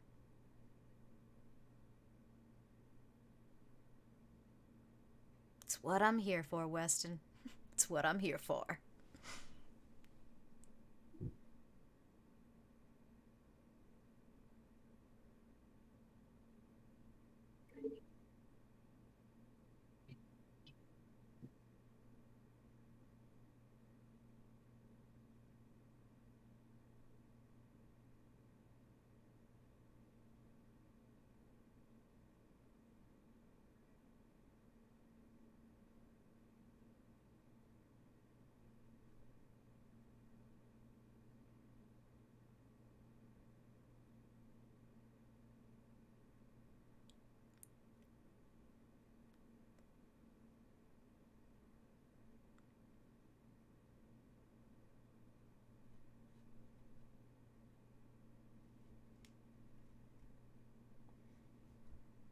Yeah, nose is still pretty wet down at the bottom, unfortunately. Yeah, I think that's like right Might where be you had to workable. patch it. Yeah, but it's actually workable. I can see now that I'm gonna have to even out these nostrils. I think I want them bigger.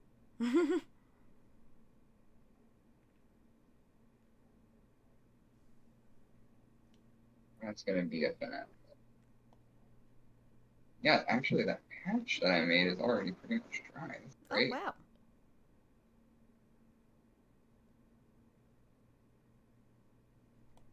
Yeah, I taped over the nostrils, but yeah, it actually is working out really well.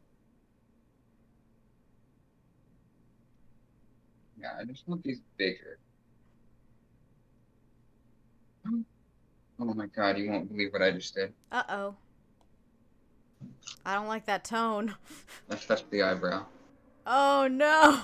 I like full on push my finger onto it. Oh, wow. It's okay. It's just a little wave. Can make go away. Make go away. It's different. Okay. Yeah, I gotta send you my paper mache recipe. Yeah, it'll be fun to mess around with that. Y'all would be interested in seeing a paper mache stream. More mask making, huh? Let us know. I'm super into it. I've never messed around with paper mache before, so it'll be a really new kind of experience for me. It's an art experiment.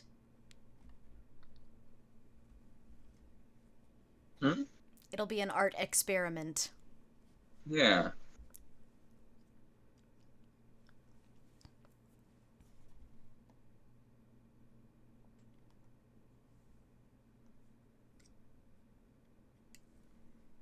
But I don't know if you can tell the texture from the camera, but We can see a decent there's some amount parts. of that. There's some parts on this that are really starting to feel and look like skin, like human skin, and that is where my joy lies. Right there in that, why does this mask look like it was made from human skin area? Because it was kind of made in the way that human skin acts. Yeah, God, maybe I should just go grab. No, you know what? I don't even have that mask. I made a mask. I think I might have mentioned I made a mask for my friend Libby, who also streams here on Twitch. Definitely, I don't think we have their at ready for you in the chat or anything like that. But if you follow me on the socials, I'll repost one of their Or you can post it in the some of their Discord, stuff. too. Yeah, I can throw it in Disco if you're on Disco. Follow me on Insta, you can find some there. Actually, you can find that mask there. That was like the culmination of this whole process. The last mask I made was this mask I made for my friend Libby. And a lot of it was this the same kind of vibe where, you throw a bunch of paint on something and then wait for it to dry on the outside and start sculpting from what is juicy and on the inside. I need a little water for my fingies. I'm gonna do a little smoke break. Since Weston's gonna go and grab this mask and take a little break, we're gonna go to a quick commercial and we'll be back in a few minutes.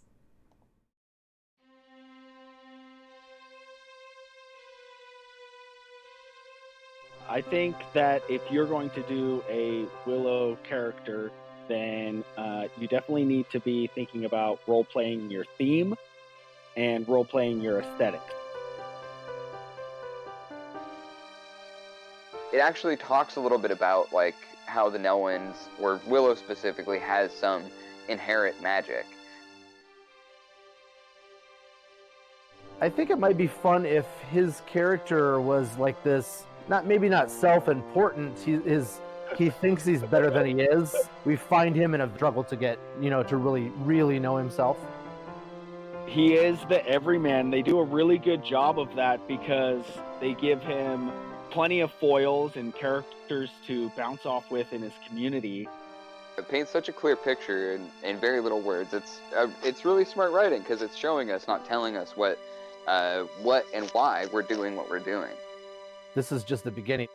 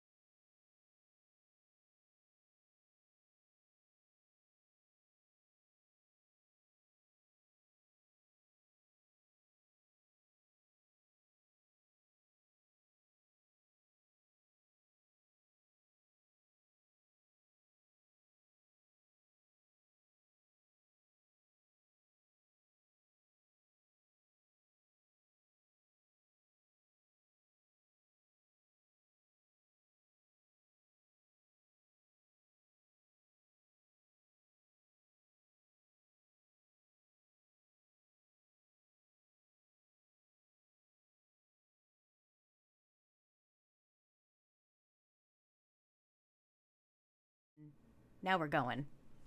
Okay. Alright, friends, so we're in the last 20 minutes or so of stream here. Thank you, everyone, for sticking around for this extra long one here. I've just been working furiously on this mask. I'm not going to finish it today, so might be working more on this next week.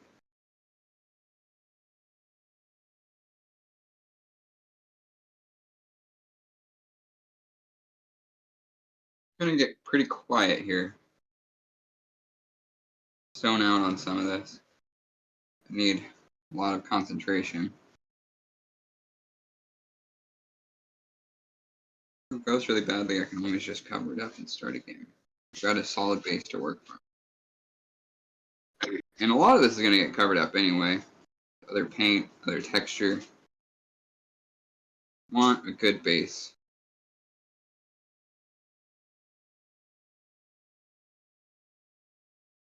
I want to start touching the other eyebrow, but I know it's still wet. I'm not going to do it. Nose is pretty dry though. It's ready to start messing with. I just want to get rid of a lot of the appearance of where the palette knife went. And one of the like handling it manually like this, it's going to give it more the appearance of skin.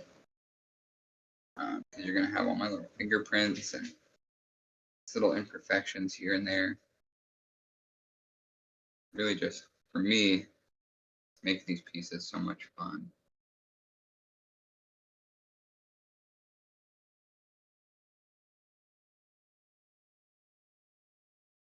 To be really careful. I've gotten so far off the actual nose here, I'm sculpting straight up onto the paint.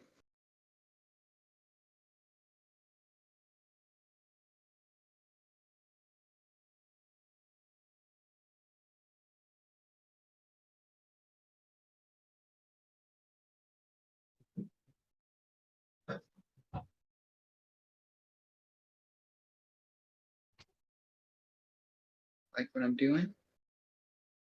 You can find the link to my PayPal, or Venmo rather. Above. You could donate a couple of bucks to starving artist dreamer. We are currently not making money from the streams or from YouTube or anything like that. So any little thing helps. We also have Patreon that help all of us on Nerdcrafty. Know that all of us could use it. And we are trying to build up that Patreon so that we have some income from all of the hard work we do here. Your help and assistance is valuable to us. Help this one little project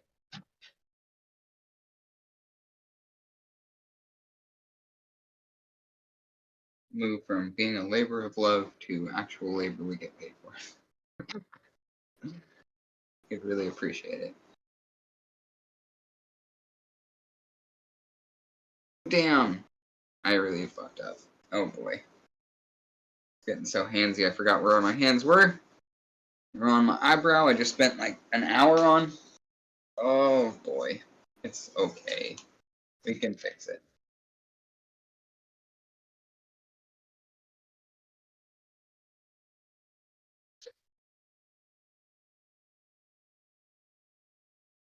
Let my palette knife sit for long enough that the paint's starting to dry on the palette knife. That's okay. It comes off. These are the plastic ones that removing paint from is really easy. I don't love them because they're really flimsy. They were really cheap. They were my first palette knives. Honestly, I didn't even think about replacing them until I saw Bob Ross working with really nice metal ones. And I have one of those, and I got a couple. I have two of these. I mean, because one is bent, I was like, oh, I need to replace it. But really, I wanted to do drums with them. I don't know if that's pleasing for you. I like it a lot. A lot. Deep breath.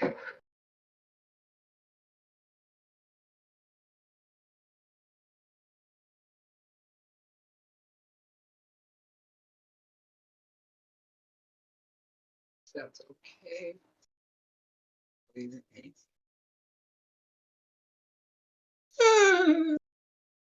So stressful.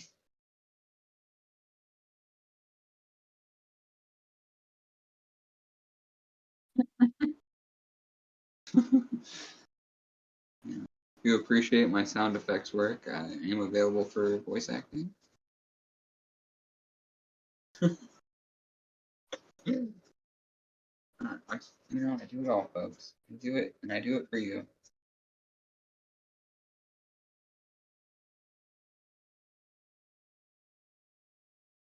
They have producers telling me they might need me for voice acting work. Kind of how we all started getting together in a way. Yeah. I haven't done a lot of voice acting, but it is something I'm very interested in and really appreciate. R.I.P. Kevin Conroy, speaking of voice acting. Damn. L in the chat, man. Honestly, though, it's, I'm one of those people that kind of considered Kevin Conroy their Batman, you know? I'm a Michael Keaton stan, for sure. But Kevin Conroy took Michael Keaton's Batman and leveled it up, really. I know that show drew a lot of inspiration from the Michael Keaton Batman movies, but all of those voice actors worked their asses off to make it their own. Oh shit! It's okay. I just moved the entire ridge that I was working on for the whole first portion of the stream. It's not ready to move yet. Okay. Too much paint there. Oh, that's so squishy in the middle still. Oh, man. Oopsie. Oh, no! I touched the eyebrow again. Oh, motherfucker. Oh, god damn it. That's too bad. It's okay, though. Let's see if I can.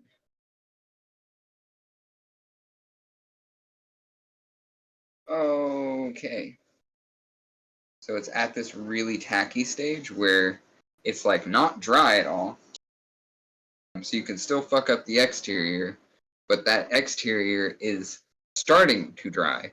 So it's not really wanting to move. It wants to stay where it is so it can finish its process of drying. And I need to ask it to stop that, please, so that I can fix the forble I made.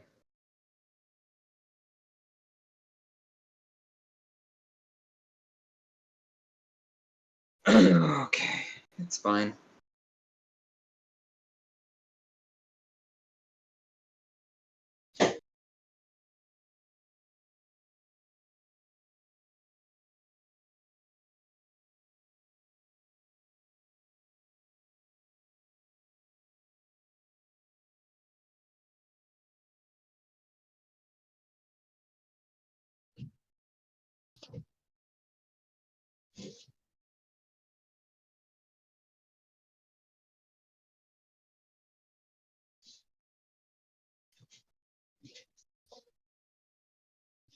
If you want my painty shirts, those are for sale. I am starting to sell my painty shirts because my partner recommended it, said it would be a good idea, and I thought it was probably one of the smartest ideas I'd heard in a long time.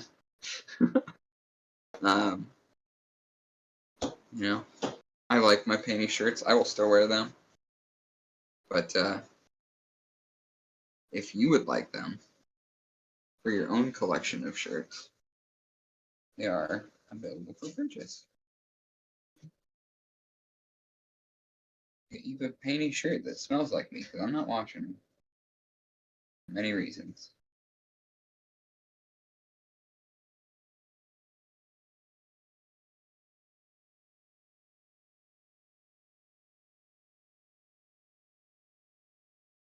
Ooh. Problem with this ridge is it's so close to this eyebrow, I keep messing it up. I think I have it worked to where I kind of want it, though. I think we're okay. I'm going to add more texture to this later as well.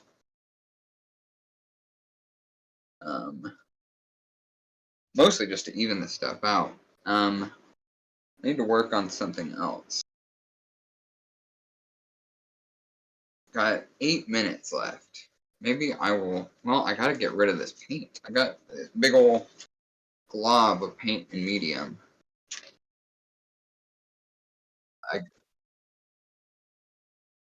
Unfortunately, I've tried, and it, you know, I think if I had better Tupperware, or could put this in Tupperware that I didn't care about, one of the two facts needs to align, and unfortunately they do not. But you're just gonna come to the next stream where I work on this, and it'll have a lot more paint on it than you last saw it. And then I'll work on something entirely different. It'll be a blasty blast. You will see me work an entirely different part of the face. That is the pitch. There's kind of a nice sculpture over here though as well. I mean, it's just this paint palette knife kind of. It's kind of its own nice little sculpture. I don't know.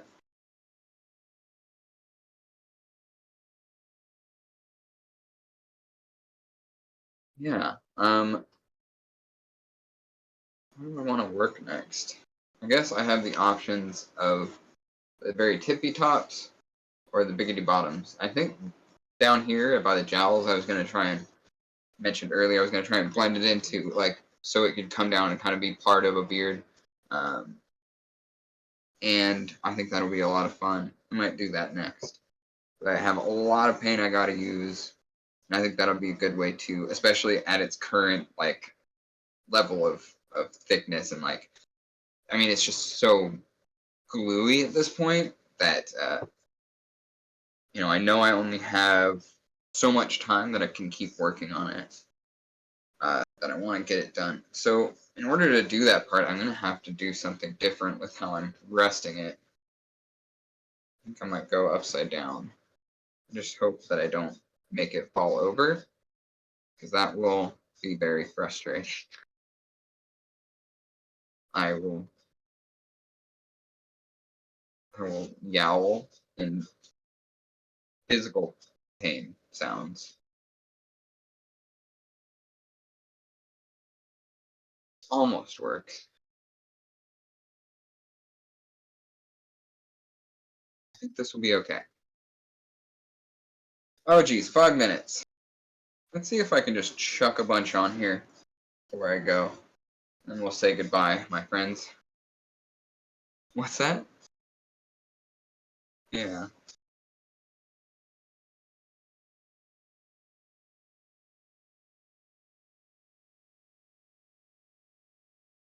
Alright, so we want to divide this in half. I guess the best way to do that is take a bunch off of the palette knife. We get a sense for how much we actually still have. And then I'm going to just smooth it over here. Try and get all the air out of it.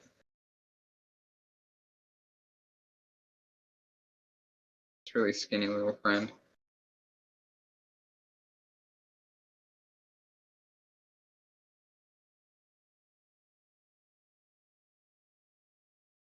Funny.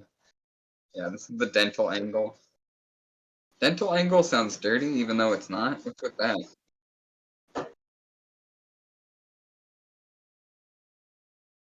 Oh yeah, I do. Okay. So we got a bunch of paint on here. We're just gonna flap it on down.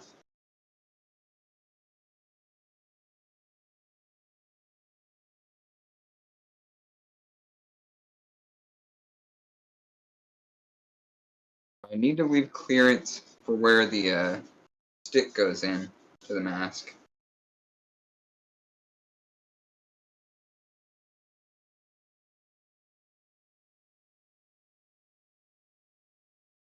So I can't go all the way across the chin here.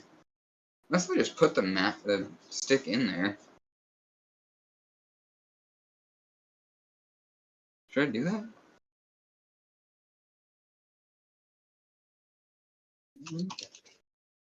Good question, isn't it? Thank you. Yeah, I have, geez, 3 minutes left here. Any questions? Any comments? Anything?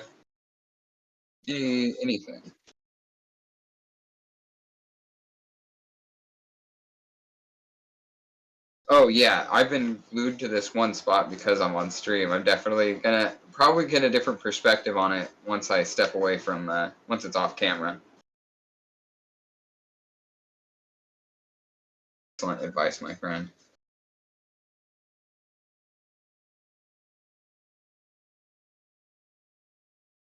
The rest of that on there. So even it out. Yeah, it's super thick. Oh, there I go. It's fine. Smooth it out with my finger.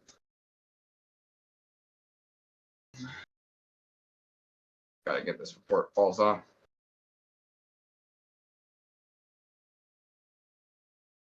I think part of the problem.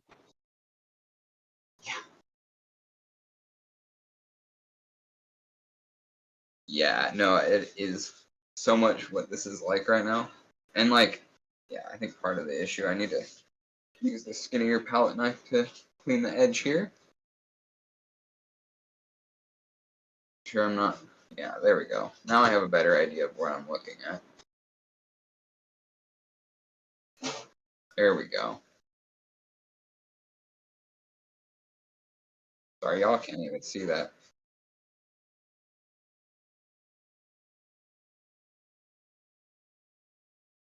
Sure.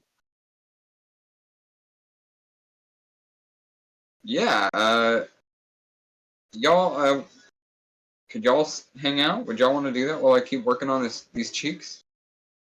Let me know.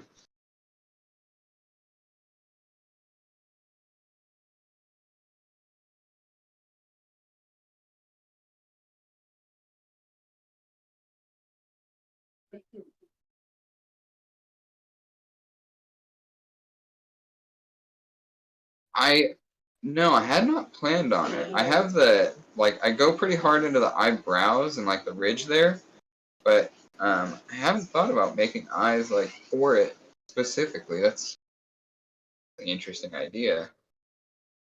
I think I want it to be something you can see out of as well. I want it to be something where you can like perform in it if you wanted to. Um, so I guess I really want it. I probably won't make I don't plan on making eyes to go into it. But it's a good idea. And it would just be more of a decorative piece. Unless like I think Sam earlier suggested doing uh,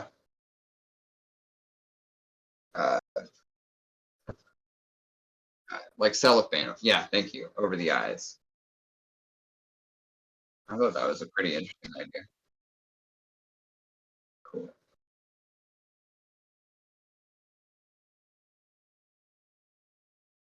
Yeah, that looks like hair, right? That looks pretty good. Huh?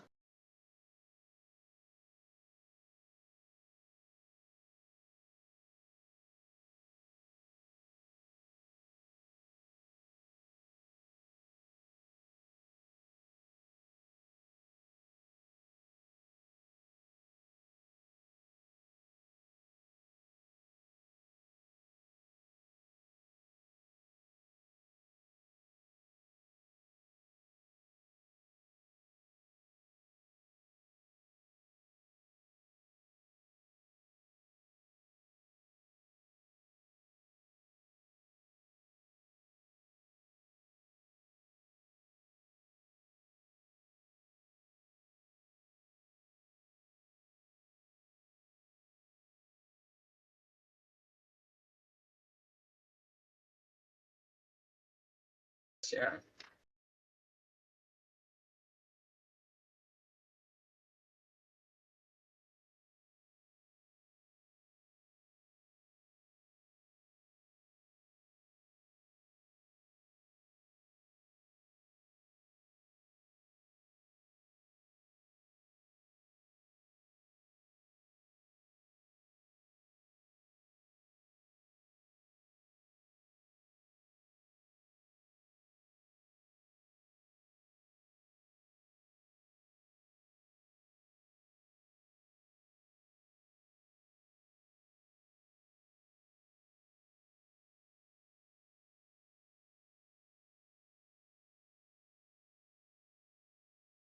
Put that other glob on there.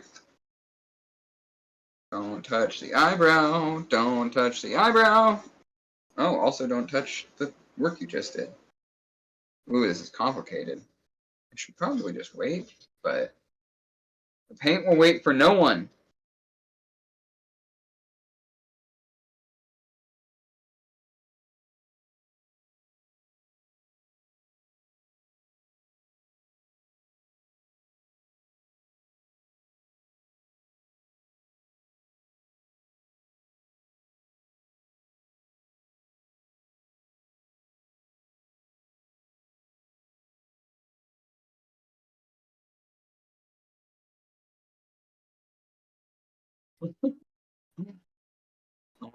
That character is what maybe we'll find out someday.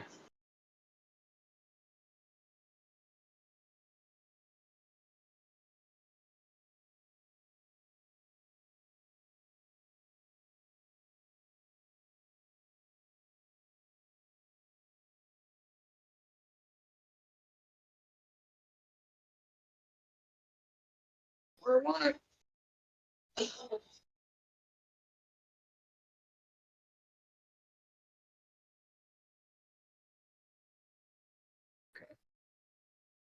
Maybe I did not portion that out in half exactly. This looks quite a bit thicker than the other side. That's okay.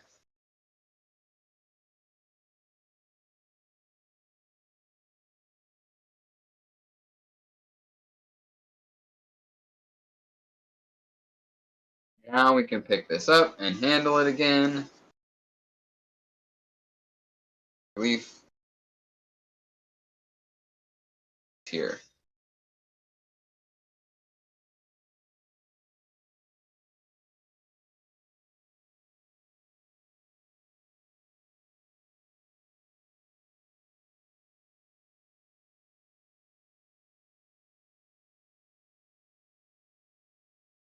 Give you an idea because you can't see exactly. Just starting at the top, I'm just giving it texture and pulling down. Making it look more like hair. Giving us these lovely little strands. And we're going to come off the bottom.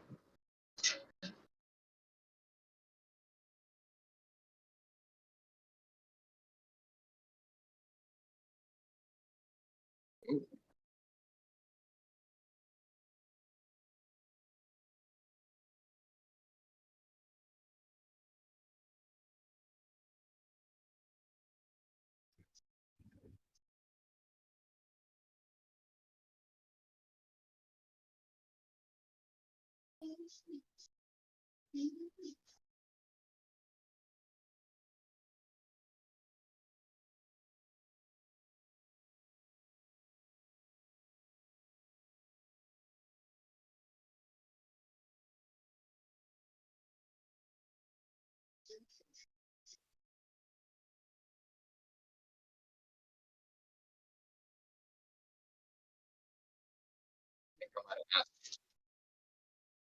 Might have asked if, yeah.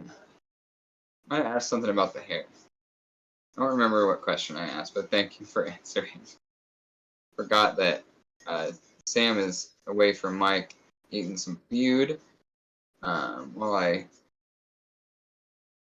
kind of go back into this, finish it up.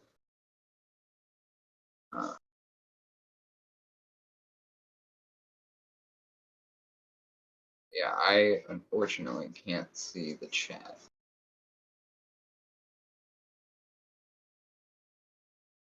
Feel free to leave any messages. I will get them eventually.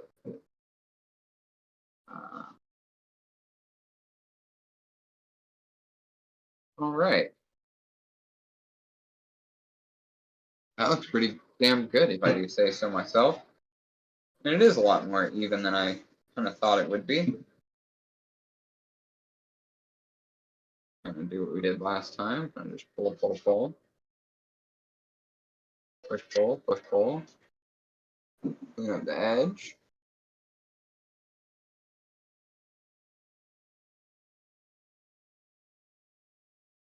Right, funky little chunk. We're going to take out of there. I don't want any funky little chunks.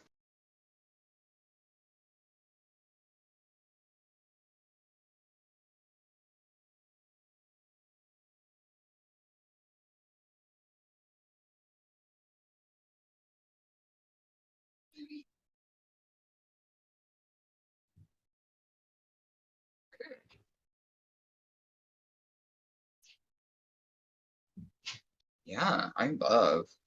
J'adore.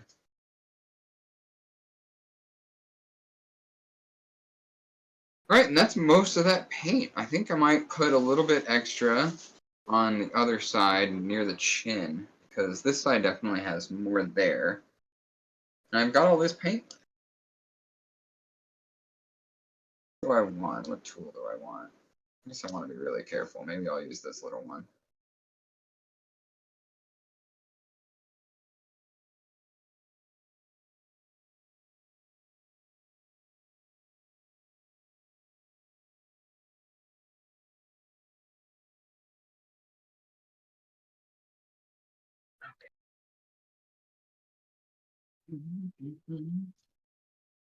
Got Lizzo stuck in my head right now. That one that was like big on TikTok for a minute. In a minute I'm gonna need that one. I don't know all the words, but the melody just jammed in between the earlobes, ear parts of my brain for months. Such a hook. Oh, hello. Let's get that taken care of. Oh yeah, Sam. Sam's become a member of the cult of the biscuit. Yeah. Understandably, it is. I was saying actually, I'm glad you brought it up that because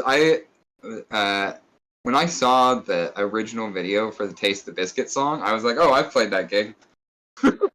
And literally, there was this one point, I think like around 2015, me and my partner ended up playing a solo acoustic set and art.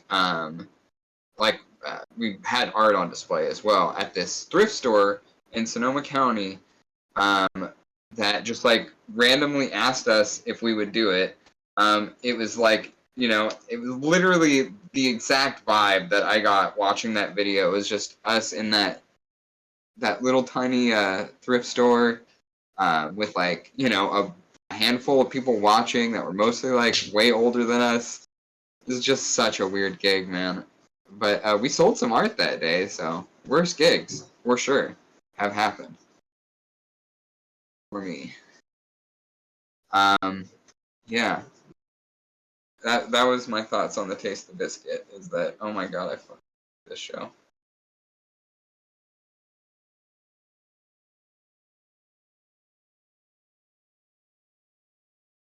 Like, and the thrift store looked just like the thrift store in the Taste the Biscuit video. I love this. This turned out great. The beard texture. Freaking nailed it.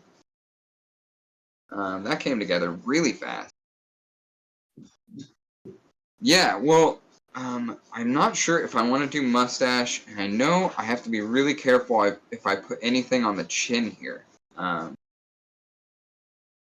But if I'm smart and brilliant and cool, I could figure out a way to just extend this vertically without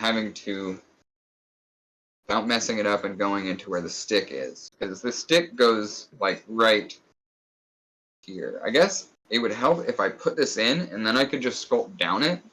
But my fear is that this doesn't stick in very securely. I would have to glue it in there because the mediums will eventually tear. They're not that strong, unfortunately. But so yeah, I fear messing around with the chin with the remainder of that paint. There I go, fucking it up. Alright, fucking it up. That's okay. It did basically what I was just doing to it by itself, so that worked. Yeah, I've got a little paint left, but I don't want to put it on, because I don't think any other place I could work on right now is going to be safe and not get messed up by, or mess up other parts of it while I'm applying it. Yeah, let's show it off for a second. You can take a look at it. Tell me what you think. And should I work on this next week on stream? Would this be something that I'm probably gonna work on? Ooh, there I go. Luckily, that's a little bit more solid now. But yeah. That's a great idea. Yeah, I can do that right now. I'll water down that paint, or I'll just grab a wet brush. That rusty one I showed you earlier. I'll get that dried off a little bit. My thick blanket. Now that it's all real juicy, I'm gonna clean off these palette knives real quick. Use the little one to wipe them.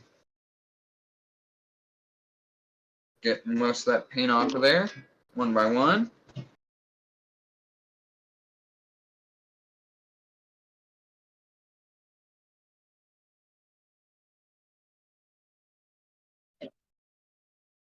Alright.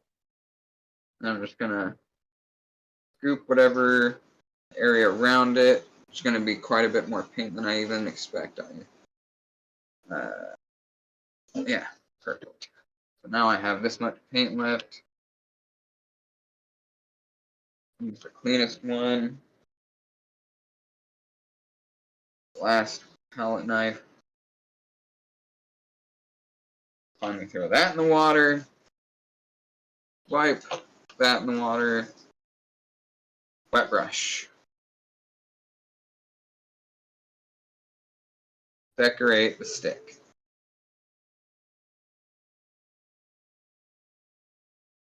Just give it a nice coat. We don't want to take away from its natural shape. I actually quite like it. Might end up changing it later, but for the moment, I'm just going to try and just apply a nice layer of paint here so that next time we work with it, it's even easier to go on to. It'll absorb paint even better. Well, this is a really nice texture that this wood has with the gesso they used. Probably very cheap, but effective.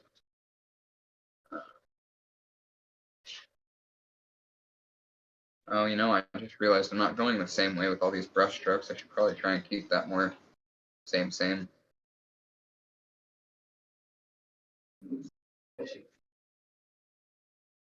A little swirly do. Even it out too, it's nice.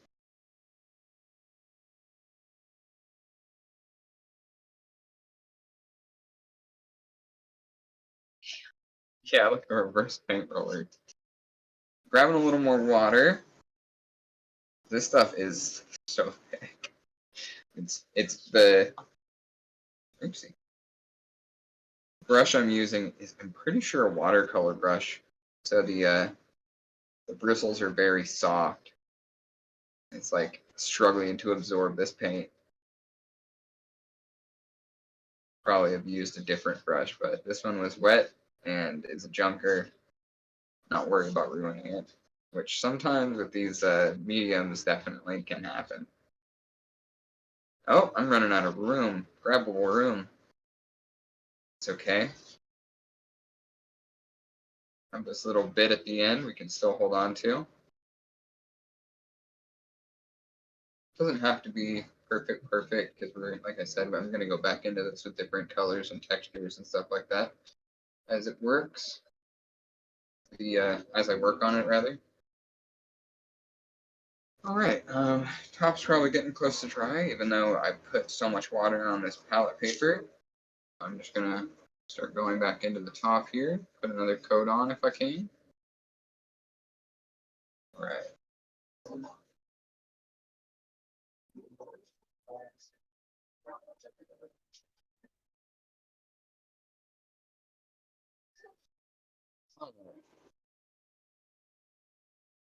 Can't quite spin it anymore. I just got this top little part to hold on to, but it's okay. It's working just fine.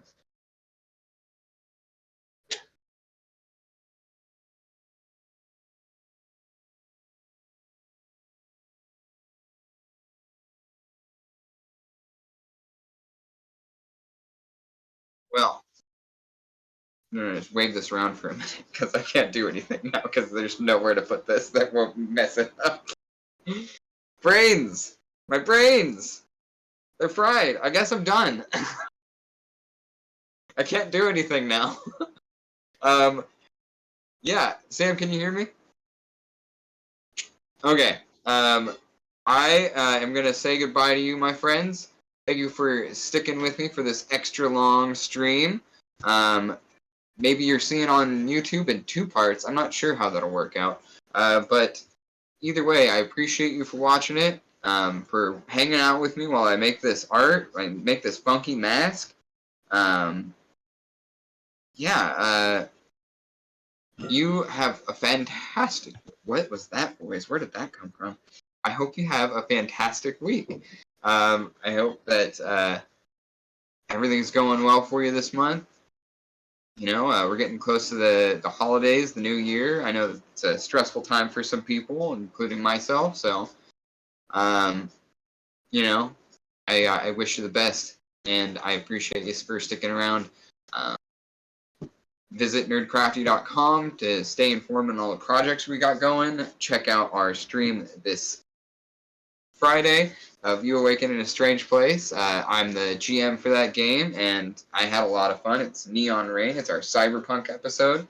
I worked with some really talented people who have their own project. We'll be hyping when we're doing the premiere on Twitch.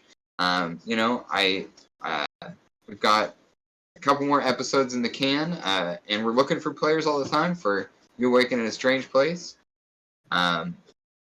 I think that's all we've got going right now. Hit my Venmo if you love what I do. And yeah, have a great night. Thank you, everyone.